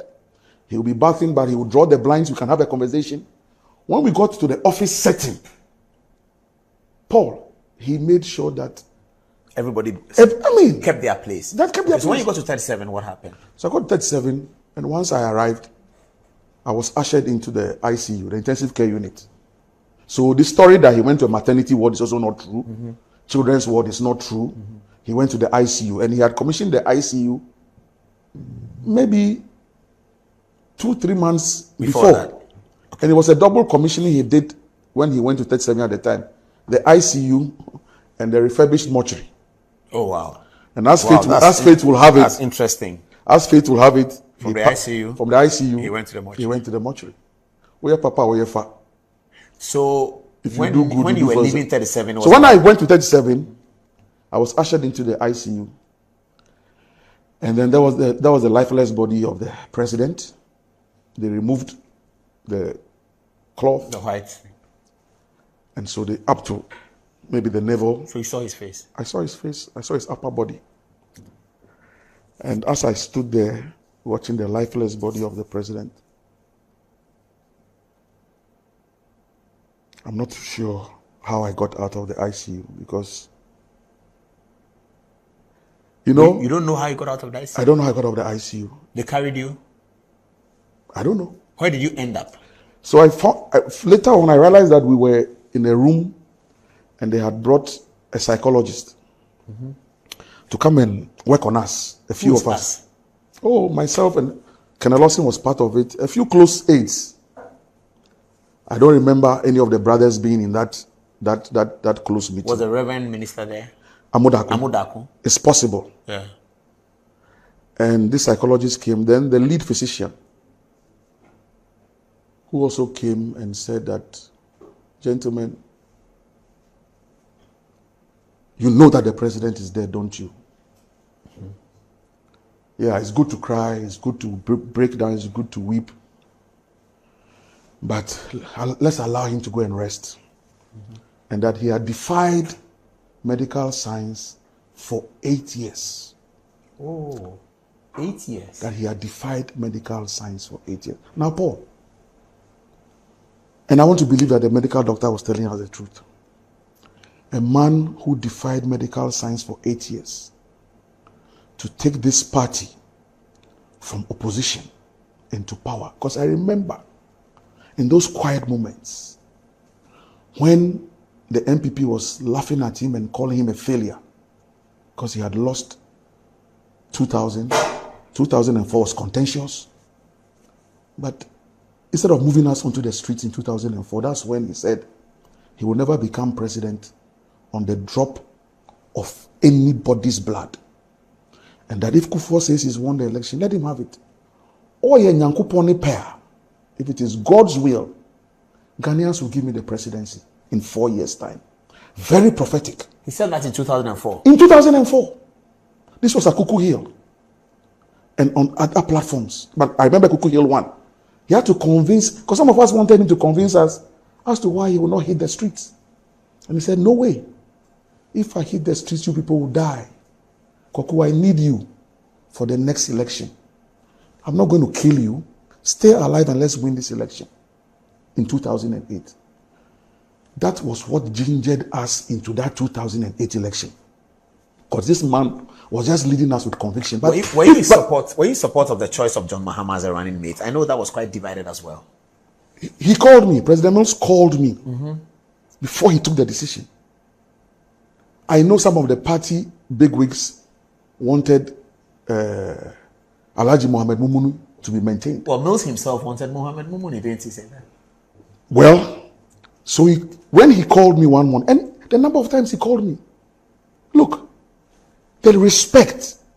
So, because like you said, so when he called me. What did he say? He actually called me and said, Kwaku, I am going to take a decision. Now, this decision, anyway, so he's taking a decision, and John Mahama is going to be his running mate. And his words were, Kwaku, please accept my choice and let's work. He suspected you won't accept it. I don't know. Who was your choice? I didn't have a choice. Well, there was Betty Modidrisu. There was John Mahama. Certainly not Betty. There was John Mahama. There was Mohammed Mumuni. So Mumuni, when I was with the UNHCR, he was employment minister. The first time I encountered him was at some public forum at this hotel, Novotel. I fell in love with his English. Oh yeah, he speaks very well. Mohammed speaks very well. Yeah. Sweet English. Zakarian.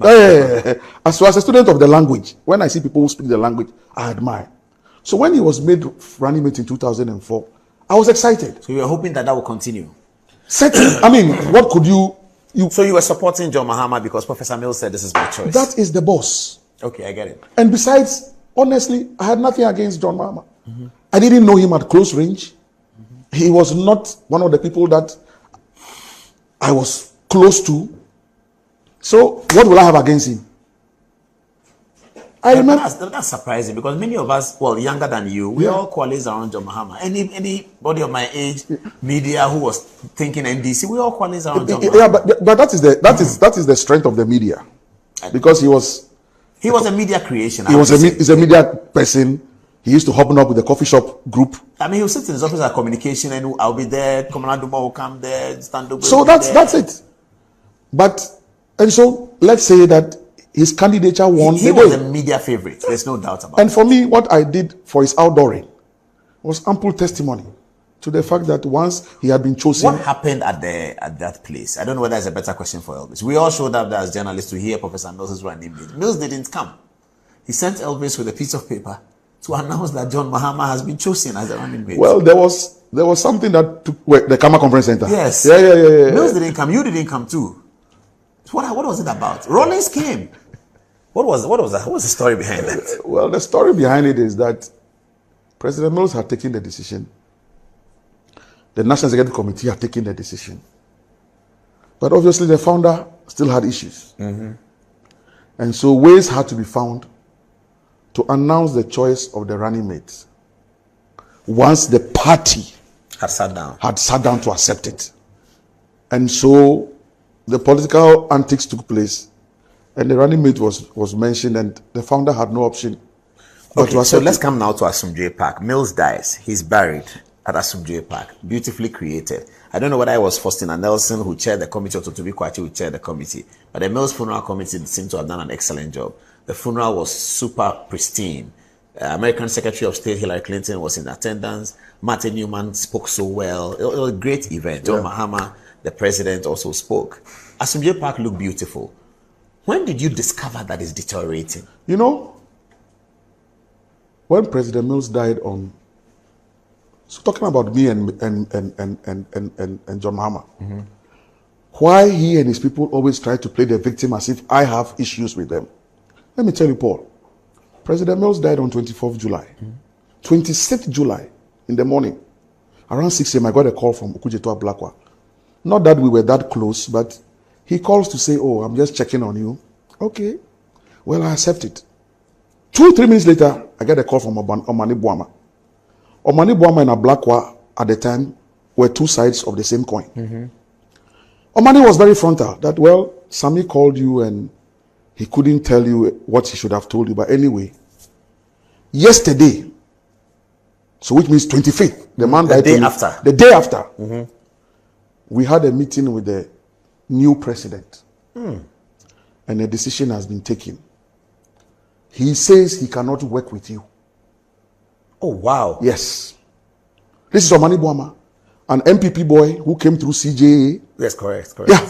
Suddenly is calling me to tell me that the new president, and of course, subsequently the new president collapsed Information Ministry, added the communication and gave to him. Today he's collapsed the IT, added it to Election Directorate and given to him. So Omani is his real right-hand man. So Omani says the president says that he cannot work with you. And that for obvious reasons he cannot work with you. What were those obvious reasons? He didn't state. You should know. And that, I don't know. But he says it's obvious. It wasn't obvious to me. And that by close of day, I'll be informed. So I should consider some 3 parastatals that I'll be shifted to as either deputy CEO or CEO. But as for the castle, I should forget it. I can't stay there any longer. That's how the conversation ended. Of course, at the end of that day, I didn't get a call. Three days later, I drove to Mr. Atuahoy. And this is the first time I'm mentioning his name at Westlands. His home. His home. I got the same information. Oh, Koku, you know, Prof is dead. And John says he cannot work with you. So Are you going to go back to the bank? Yeah. After that this number of years, go back to the bank. Uncle Atto, well, this is what John is saying. Hey! Paul, when I left Uncle Atto's house that morning, and I didn't commit suicide, it is not in my DNA to come. Look, I couldn't believe it. What did you tell Mercy? The third one was Henry Martin Newman. Today I'm opening up. Oh, the chief of staff. Yes. Your man. Now, your boss. Between Atto Ahoy and Obani, this was even before the burial of President Mills. Yes, the date you are mentioning. Before the burial. Martin Newman's own was after the burial. What did he say? The same message. And this was in his official bungalow at Cantonments, Chief of Staff bungalow. Yeah, where Chief of Staff. So he asked to see me and I went. The same story that, well, his own started that, well, Sani, you leave. Believe, you leave for some 6 weeks. By the time you come back, we shall consider your political future. Mr. Newman, I've never said this story, but after 12 years, to the extent that you people continue to sit down and let John Mahama and his boys play the victim as if I'm the bad person.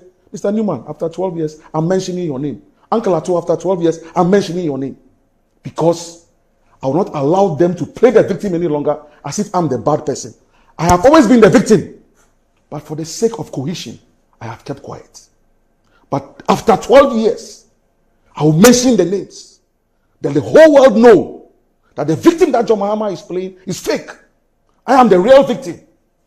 So Martin Newman tells me that John Mahama says that he cannot work with me, so I should leave the presidency. At that point, I said, well, Omani has told me, Uncle Atto has told me, Martin Newman, you are telling me, please go and tell the president that I'm not going on leave and I'm not leaving the presidency because we have an election to win and I have to protect the legacy of President Mills. You were defying the new president. Well, he hadn't spoken to me. You can't do that. Oh, listen, let me finish. So that's how I responded. I said, I'm not going anywhere. However, I'm a very regimented person. And you are a lawyer and an astute administrator. When President Mills wanted to appoint me, he got you to write to me officially. So write. And sack me. So that when I leave the presidency and I step out and anybody asks me, Koku, why have you left? Because the whole ploy that go on leave it was a ploy. Immediately you leave, they will say you have left. You don't like John Mahama. That's why after the death of President Mills, you have left. Now, there's something I haven't told you. The day President Mills died, Paul, by the time I returned from the 37, my father, General Anyidoho, was seated in my office at the castle. What did he tell you? He had come to look for a son. For what? Who he knew that would be traumatized because of the death of his political father. He came, gave me his ties to whip on. But when he finished, you know what he told me? Koku, the president is going to be sworn, the new president is going to be sworn in tonight. You are not allowed to stay away from the swearing in. You will go to that swearing in. So gather yourself as a man and go to the swearing in. I know what I'm telling you as a father. Don't stay away from the swearing in. Paul, I obeyed my father and didn't stay away from the swearing in. Everything we could do to support John Mahama to take over. But after he got sworn in, this is what I had to go through. So I told Martin to write. Yes, did he write? Of course, that letter never. You know, you are doing this job and people are giving you some epithet, the bull. So people think that Taflacha bull ujibo. So they can, corner you. So has the letter come till today? The letter didn't come. Till 2016? It never came. Why didn't you ask to see John Mahama himself? As president? Yes, why didn't you ask Omani that, okay, I hear you, but I would like to talk to President Mahama? I mean, my position was that, to the extent that he himself hasn't told me anything, so I'll stay there and work. But of course. You can't stay there and work.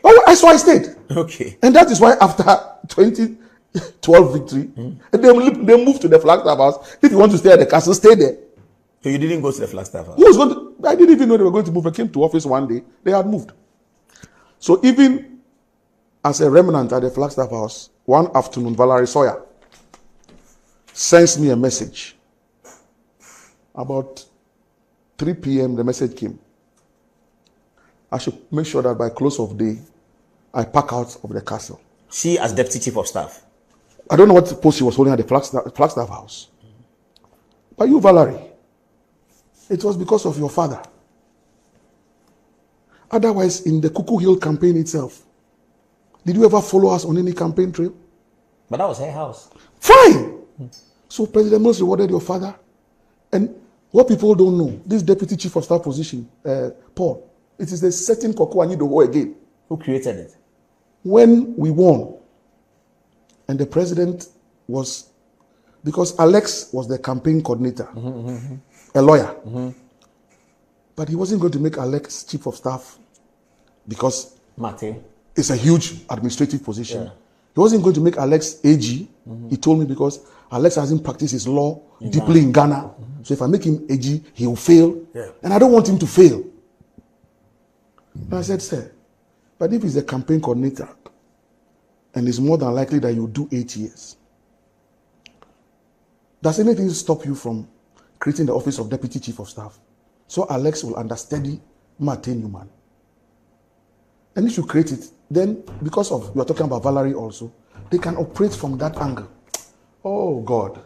Look, subsequently, Alex had a certain issue around the Woyomo case. I was the one who came to Alex's aid. He never stopped thanking me. So when today they use him to go and set up some amorphous heritage, Atta's heritage something, just to stampede me out of what I have been doing. Then let me come to Neil Ante Vanderpoy. Why I'll refer to him that way. In as much as we were all sons of the president. After we won, he thought he could take the law into his own hands. So the president goes on an official trip to China. Look, and President Mills was vetting his travel lists. If you were not supposed to be on it, you won't be on it. Now, Paul, a lot of the jealousy that came around me was that I was a speechwriter. I was the image manager. I was the PR person. I was the one managing the press corps.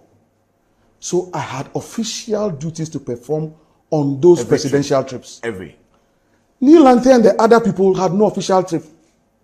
Sometimes they will go through state protocol, get their names on the list, but the president will take off their list.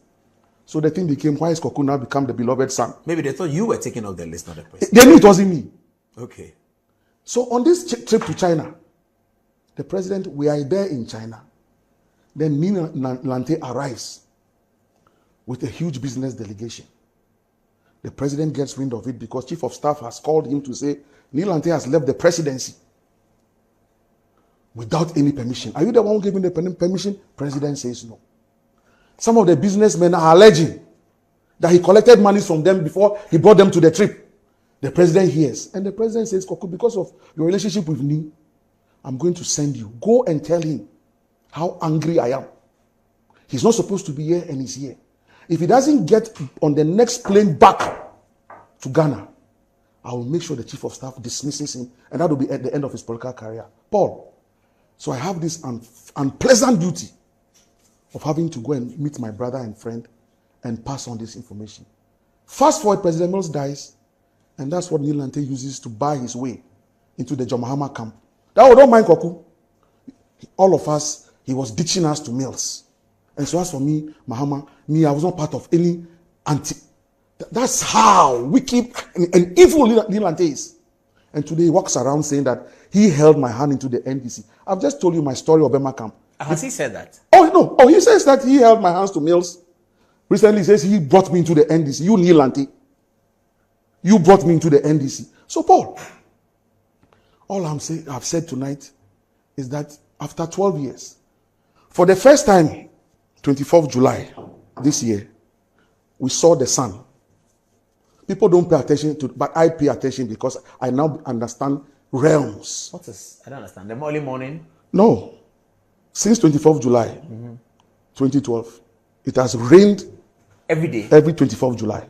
Are you serious? For 11 years. Are you serious? This year, the sun was up. Because the Otuam family of President Mills for the first time appeared at Asumdwe Park to remember him and celebrate him. The realms have changed. He is smiling. And people will see that there is a God who rules in the affairs of men on this earth. How will they see it? They will see it. In December? Samuel Atamil says that he will finish me spiritually, physically, and legally. I serve a living God. I serve a living God and a righteous God. And I'm saying today, this year, we saw the sun. If they don't understand it, I understand Cadman said something that the lady that was presented as Professor Mills's mother is 80, and Professor Mills would have been 80. Are they the same age? That's up to them. But where is this family from? Good. All public records, Paul, have always stated that President Mills hailed from Ekumfi Otuam. Yes, we all know that. So, Fanti's accounts inherit matrilineally. Correct. No, be so. Yeah. We inherit patrilineally. Yeah. I went to Ekumfi Otuam a couple of times with President Mills as candidate and then even president. Ekumfi Otuam. Oh yeah, Amanzi Baku Ebimbi was a man. So I know Ekumfi Otuam. Of course. Other things maybe I don't know. But in 2012, sorry, so 2020, thank you. Mm-hmm. This story is very important. Good. So John, you were asking about Asumdwe Park. Good. Mm-hmm. So President Mills died. We bury him at Asumdwe. So this Cadman Mills on the screen. Put it on the screen for people to see, please. You're on the touch screen. Let it come on the screen. Okay, they'll do that very soon. Yes. So this is Cadman Atta Mills. In the red? In the suit. Yeah, the suit in the middle, yeah. Now, that's Kofi Atta Mills. In the cloth? No, to the right of the guy in the cloth. Okay. The guy in the gold cloth. Shirt, the blue shirt, yeah. These are the Ekumfi Otuam people. So me, I'm not in that picture. Yes. That's Cadman Mills. Now, the guy or the man in the gold cloth is called Eja Aqua. Production, can you now give me the Asumdwe Park picture? Good. Now, this is the same Eja Aqua. Oh, yeah. Now with me, 21st July 2024. That's just about a week ago. Yeah. So if this same Eja Aqua is in a picture with Cadman Mills and Samia Atta Mills, and now it's in a picture with me, how then do you say that this group of people are illegal and are imposters? This is the story, Paul. This is the, how do you now say that an Eja Aqua, according to tradition, onona otu nsogu mununudo, and sana. The coffin. The dead body. What busha otu nsogu mununudo. According to tradition, before you can even bath and prepare the body for burial. This is Eja Aqua. He did that. So, who says that I'm dealing with some imposters? Now, so 2020, when Asumdwe Park, so John Mahama left in 2016, 2017. Asumdwe Park was a horrible state. Can we see Asumdwe Park at least? Yeah, let's see some of it. Let's see some of Asumdwe Park. They have it. Yeah. Let viewers see what Asumdwe Park look like. This is how the frontage look like. Yeah. Just very ordinary and just move on. And drab. Let's move on. This is how the tombstone look like there. But you see another side of the tombstone. So this is how it was. This is wretched. Very extremely wretched. Wow. Now look at this, Paul. At a point in time, we were using cement blocks to hold it. This is the former president. This is the covering that John Mahama left on the tombstone. This horrible covering. For the former president. For the former president, the man who made you running mate, whose death you benefited from by becoming president that night. You buried him, and this is how you left his tombstone. I will go there every year with my people, Clarissa, Adolf, Sami and Co. Go and clean up the place and drape it in our green and white colors before we can even do 24th. This is how it is. Then let's see how it looks like now, after I begged Addo to do it. So this is what it looks like now. Oh, this is nice. This is what I begged Addo to do. When he gave me the opportunity to meet him in 2020, Koku, the question was direct. Koku, what can I do for you? That's what the president asked you. The president asked Koku, what can I do for you? This is a blank check. Blank check. You could have said anything. Ask for V8 and Prado and diplomatic passport. You understand? Yeah. And this was one-on-one in his office. And that was the first time I entered that Flagstaff House presidential office. Because under John Mahama, I never entered. Okay. And President Musi didn't use that place. Yeah. Because under John Mahama, I was declared a persona non grata at the Flagstaff House until Julius came in and allowed me some type of entry. Later on, our relationship got spoiled because he said he was compelled to get rid of me. Anyway, so when President Mahama Akufo-Addo, sorry, what can I do for you? I didn't ask for Prado. I didn't ask for V8. I didn't ask for money. I didn't ask for diplomatic passport. I didn't ask for appointment. I didn't ask for contract. I said, Your Excellency, I beg you, Asomdwe Park, can you build it for me and for the nation? This is 2020. 2 years from now will be 2022. We shall remember 10 years of the passing of President Mills, whether you like it or not. Mm-hmm. God being so good, you will still be president. But I remember President Mills used to tell me stories about you and him. We heard that. We've heard that several. Yeah. So that chair that you are sitting on, the man sat on it before. I beg you, I'm on my knees. Do Asomdwe Park, because in 2 years from now, when it's 10 years and we're remembering it and it's in that horrible state, when the dishonor comes to your seat, it will come to the Republic. Mm-hmm. Already I get calls from far and near because of my closeness with him. And he said, and I said, if you don't do it, the politics that we do in this country, the people who didn't do it will turn around and say, they did it and you came to destroy it.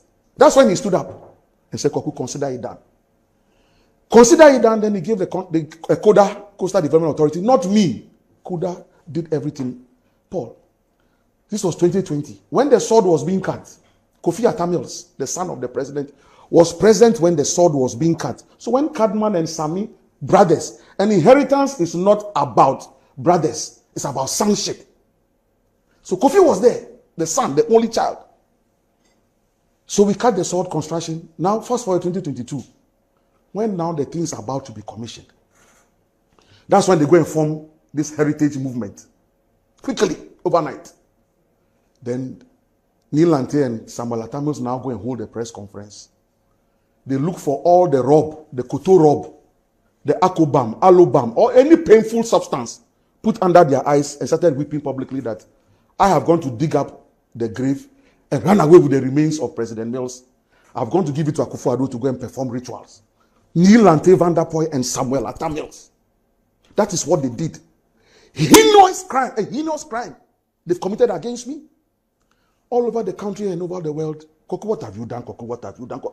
But the God who made Joseph prime minister when his brothers thought they were selling him stood up for me. So now the Otuam family calls me and they summon me. Why did you go and dig up the remains of our son? And I explained to them in detail that, please, it was that horrible wooden covering that the contractor was removing to create the new thing that you are seeing. The man, Koku, from today, with this our family staff and Rod, we will support and protect you to the very end. Now, what even made matters worse was that Cadman had arrived in the country, rushed to Cape Coast in political suit, put some cloth around his waist, and said he's Ebusuapenyi for something and Abing family. And the Otuam people say, if you have gone to Cape Coast, we don't come from Cape Coast. Inti ezi Ebusuapenyi, ezi ni wo mami fi wo Cape Coast. President Muslim mami ofri Otuam na sifri Asaman. Is Cadman and Mills on the same mother? Oh! Are they not the same mother? That is where we are getting to now. Is that correct? That is the story now. They are not the same mother? That is the story we are hearing. I don't understand. That is the story we are hearing. Is Samuel and Prof the same mother? That is the story we are hearing. What is the story we are hearing? The story is that if you Cadman, Akozi Ebusuapenyi, wo mami ni fe wo Cape Coast, what's the President Mills ofri Otuam? Abazintina inche wo mami kroa. Ambezi Ebusuapenyi wo Otuam Ebusuamu, Ekozi Ebusua e wo Cape Coast. Is Professor Mills a twin? No, it's not a twin. That time is a surname. So their fathers, all right. I mean, they are paternal siblings. But not maternal. Oh, that's what we are hearing now. Then they are not relatives. Thank you. In Akan custom. In Akan custom. That is what we are hearing. And I am not saying it. When you got up to stand up against me, he said, if it was not for you, God, the Lord, where would I be? When the enemies rose up against me. So it is God. This matter would not have been a matter. But you, Cadman, after Samia Tagos and Nilante used all the koto, alobam, akobam, ginger, paposhito to put under their eyes and cry in this country that they have gone to dig up the remains. When you, Cadman, came, you ran to Cape Coast. There, where we penny war, Cape Coast. Now these people are saying that, these Otuan people. And so this year, they wrote, Atamus Institute, Paul, after the commissioning of Asumdwe Park. And let me also add. So this Nilante Samibia group, can you believe that they actually made a representation to President Akufo-Addo not to come and commission the park? Why? After the man had built it all. Why? That they have issues with me. And the president told them that he will commission the park. He came that Sunday in the company of his vice president, Dr. Mahmoud Bawumia, with service commanders in their uniform, police band. I brought in the Achimota School Choir because I'm an alma mater. President Moses himself was an alma mater. John Mahama was invited. He didn't show up. Are you serious? Yes! At the commission of Asumdwe Park. We had members of the diplomatic corps, other chiefs. That's a story. NDC rejects invitation to inauguration of Thank you. Renovated Asumdwe Park. And Frima, Madam Frima Pari, Chief of Staff, at 3-4 meetings, insisted, Koku, we appreciate how you have championed this cause, but because it's a government project, the president insists, I insist that the former president and the NDC will be invited. I said, no problem. But they invited them, they didn't come. And since 2022, that's what they do. They won't come for any official thing. Then they wait. They come and filibuster and make noise. And in Kwasini Ferry and Ejuaremu. If I were some of them, I would never set foot at Asumdwe Park. Yet they can go now, stand in it, and want to claim the glory. When they had no hand in the construction of that Asumdwe Park. Yet I, Anyidoho, the person who constructed it, I must be vilified. I will take no vilification any longer from this year. It's over. The nonsense has stopped. Just yesterday, my 8-year-old daughter, she died at 8. She would have been 12 yesterday, July 31st. She died, I get no sympathies. Nothing. One of John Mahama's boys, Difagunu, goes to write publicly that I deserve the death of my daughter. Because of my wickedness, I've been taking Mahama to shrines all over Ghana and across the world to kill him. But I've not been able to kill John Mahama, so I murdered my own daughter, Paul, to use her blood for rituals to eliminate John Mahama. Jesus Christ. We apologize for him. I'm sure he was. Look! And that's how wicked I am. I'm callous. I'm heartless. I didn't even go for the burial. I didn't go for the funeral. At that point, Paul, I stopped being a politician. I started being a father because I have 4 other children who are alive. I shall not be accused of murdering my own daughter because of politics. And that I want to murder John Mahama, so I've murdered my daughter.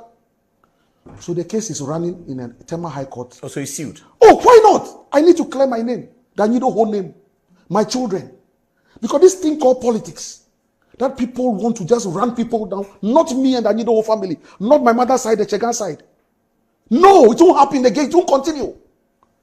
And guess who is Jifagunu's lawyer? Ebiji Tamakulu. In the case? In the case! Defending him? He's defending Ebiji Tamakulu in court. But they could have apologized and just... Thank you! They could have apologized. But Mahama will not tell them to come and apologize. So he sits pretty on it, pretends he knows nothing about it, and he's the one. They do it in his name. Is that why you hate John Mahama? I don't hate him. I've never hated him. 2016, Asedun Ketia was nowhere to be found. I was Deputy General Secretary. Yes. In charge of operations. Comfortable lead press conference. Yes, the comfortable lead press Good. conference. I held a press conference because Julius Debra, Chief of Staff, had called me. That the president says they cannot find Asedun Ketia. They cannot find him. His phones were off. General Secretary. They couldn't find him. His phones were off. So Koku, as deputy in charge of operations, we can't find your boss. His phones are off. But Sadi Samia Wuku, Mark Menu and co. Today, this 1 minute press conference, another minute press conference. The president says you should do something. Paul, hence the comfortable lead press conference. I went to my team. We gathered some figures. That's why I was very measured in that press conference, and I only said, and I was very frank, that parliamentary didn't look good. But presidential, per what we have gathered, John Mahama is in a comfortable lead. I didn't say Atta Mills is in a comfortable lead. I said John Mahama is in a comfortable lead. The next morning, BBC, Deutsche Welle, a few international came to my office that they want to be sure about what I'm saying, because these figures, I said, Master, I have the statistics and I have put it out. I have not declared results. I don't owe you an explanation. They left. Later on that day, 2, 3 of my aides come and call me and say, I should come and watch television. This is John Mahama, President, Commander-in-Chief, flag bearer of the NDC, at his official residence, now flanked by the lost Asiedun Kitia. To concede defeat. Asiedun Kitia was in a green and white Batakari with a black baseball cap. He had turned the baseball cap, the front to the back. What was and a broad grin on his face. And John Mahama conceded defeat. Paul, do you know they never called me at the headquarters to tell me that they were going to do that? The height of treachery and betrayal. The height, the zenith. What about Pakwesi Mr. He was alive then. He was vice president. He was vice president. A vice president who you, John, you had a secretariat with official mouthpiece.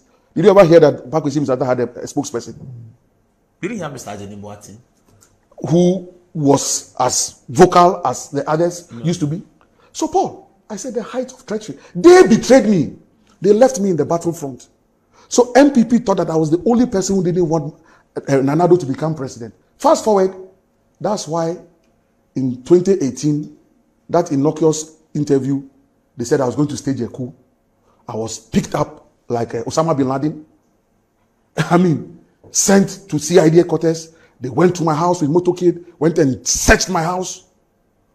Then they decided they won't grant me bail, put me in the BNI. When I was driving here this evening, I drove past. But it was John Mahama who came to get you out.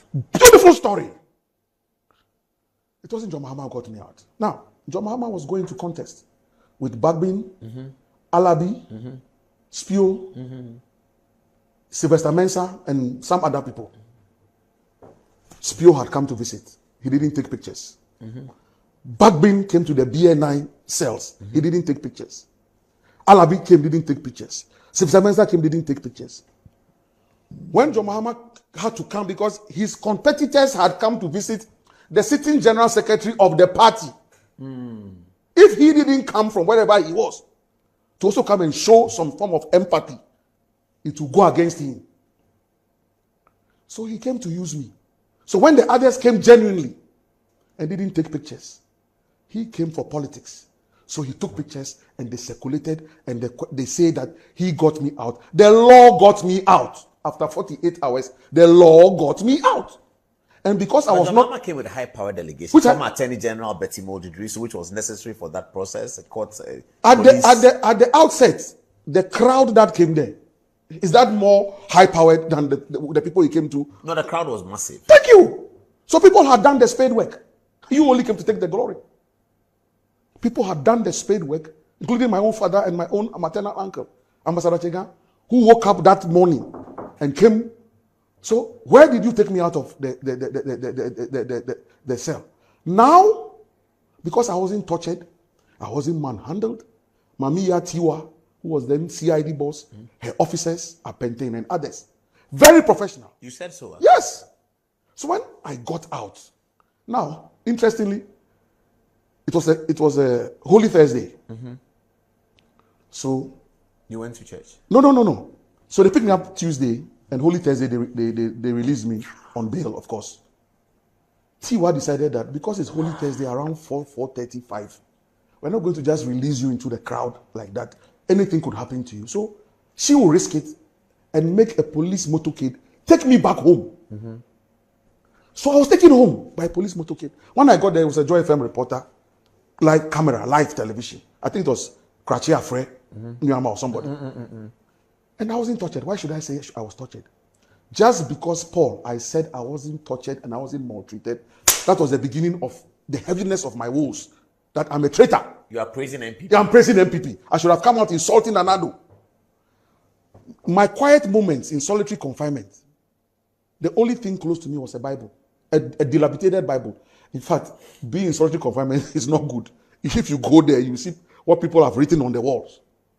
Master, there were quiet moments and very reflective moments for me. So you're not going to come out? I wasn't going to come out. No. And all that. If Tiwa didn't misconduct herself and maltreat me, why should I come and say she did? So right now, and we are wrapping up. Yes. Right now, are you a member of the NDC? I am. Do you support the NDC? And I support the NDC. And I'm worried. I'm worried because of the statistics. I gave your producer, if you can give us just you did your table already, but I gave him some table. If you can just give us what the NDC is looking like, and which is my worry. You have done your own, but if your producer can give him, I gave him some table. He'll do it. Yes. Apreko, don't sleep. Oh, please put it there. It's past midnight. Yes. I'll finish very soon. That is my worry. My worry is that the NDC is atrophying. If you go to even the northern region, you started with northern region. So this is Savannah region in focus. Yeah. Those 2012 figures are President Mills' figures. Yes. 16 and 20 are John Mahama's figures. So 2012, we are doing 63.2% in Savannah. 2016, we dropped to 61.5. 2020, we have dropped to 55.8. So while we are dropping by some mathematically 7.6, MPP is gaining plus 8. 8 plus. That's Savannah. This is Savannah. Let's look at another one. Central. Then we look at Volta. Then we look at Northern. And then Bole Bamboy, his own, what he was happening to him in Bole Bamboy. So for me, I'm looking at figures. I'm crunching numbers. I'm looking at statistics. What are these figures telling you? And I'm worried. We are dropping numbers. And they don't want the party people to know the truth. Because if they know the truth, they will come after their leaders. So the leaders are... So this is the history of Mahama's performance in Bole Bamboy. He started off... So this is it. In 96, we were doing 81.9%. 2000, 67.7%. Then this is 2004. 61%. This is what John Mahama did from 96 to 2004. Paul. Yeah. So this is how he was dropping. That is why by 2004 we heard that he said he was leaving politics and he was going to do a PhD. So if you're going to leave politics and President Mills salvaged your political career by making you running mate, so you became vice president and president, why would you honor the man's memory? The man is dead and gone. He's not fighting with you by name. Just honor his memory. You go and now create a green book. Monday we were at UAS. I was invited because I still go to UAS. Yeah. I pay attention to them. You go and create a green book, a project like UAS. You put it in a green book. It wasn't your project. UGMC, University of Ghana Medical Center. It's not your project. Mills project. Ridge Hospital. But it's an NDC project. But they put it in a green book and they actually say it is Mahama's project. Why? And I've said severally that my legacy. So let's look at Central Region in focus. Last one. The last one, Central Region in focus. Central Region in focus. Very last one. Yes. What's happening here? Tell us. Good. Very interesting. Then we look at Volta 2. Then before we close, then the Volta will be the last one. But this 2016, NDC won 4 parliamentary seats. That's when we were losing badly in 2016. When JM lost by over 1 million votes. Yeah. And then JDM also won in 4 constituencies. 2020, when the NDC was moving up its parliamentary seats to 13, John Mahama remained static and won in only 4 constituencies. 13 to 4 is very significant. I'm telling you. So the party is... At least 2020. Yes. The last election. That's what I'm saying. So John Mahama won only 4 constituencies. Yeah, while we won... So this is evidence of the skirt and blouse. No, this is major. That why people were voting for the MPs, they were not voting for John Mahama. That's true. And they say we shouldn't say this. So you ask me, do I love the NDC? No, you can say it, but NDC. Look into it. Why is it happening? So let's look into it. They say no. Don't look into it. Just accept it. And please. I remember when the election 2020 ended, Akufo-Addo was quite upset with Parliament. He said, "You're Osafo for you are senior." Then the last one is Volta. Go and look into so let's look at Volta. Then Volta, last one. The last one, yes. Now look at NDC Volta 2012. This is still the Mills death and the Mills hard work. Yeah. We are doing 91%. MPP is 2016. 2016 we are doing 87. MPP has moved to 10. 2020 we've dropped to 84. MPP has grown to 14%. So they are climbing up the ladder. They may not win seats, but they are picking up presidential votes. And that's what they need in the Volta region, not the seats. Yeah, the presidential vote. How we say, you say we shouldn't say it. You are anti-JM. Are you voting for JM on 7 December? My vote is my secret. Now, this is my book. You can find it on Amazon. Yes, where is the book? This is it. Amazon, and then where in Ghana? In Ghana, I mean, today I hope sent... this is my copy, though. Yes, this is your copy. Perfect. I'll autograph it for you. Okay. Uncompromising Thoughts, you can find it on Amazon and Kindle books online. Ghana here, Challenge Bookshop has it. Tomorrow I should be working on Legon Bookshop, my alma mater, and then add other outlets to it. But it's out, and hey, it's a very interesting book. Cool, hold on. So yes, she's voting for NDC, MPP is voting for CPP, is voting for NPP. Who are you voting for?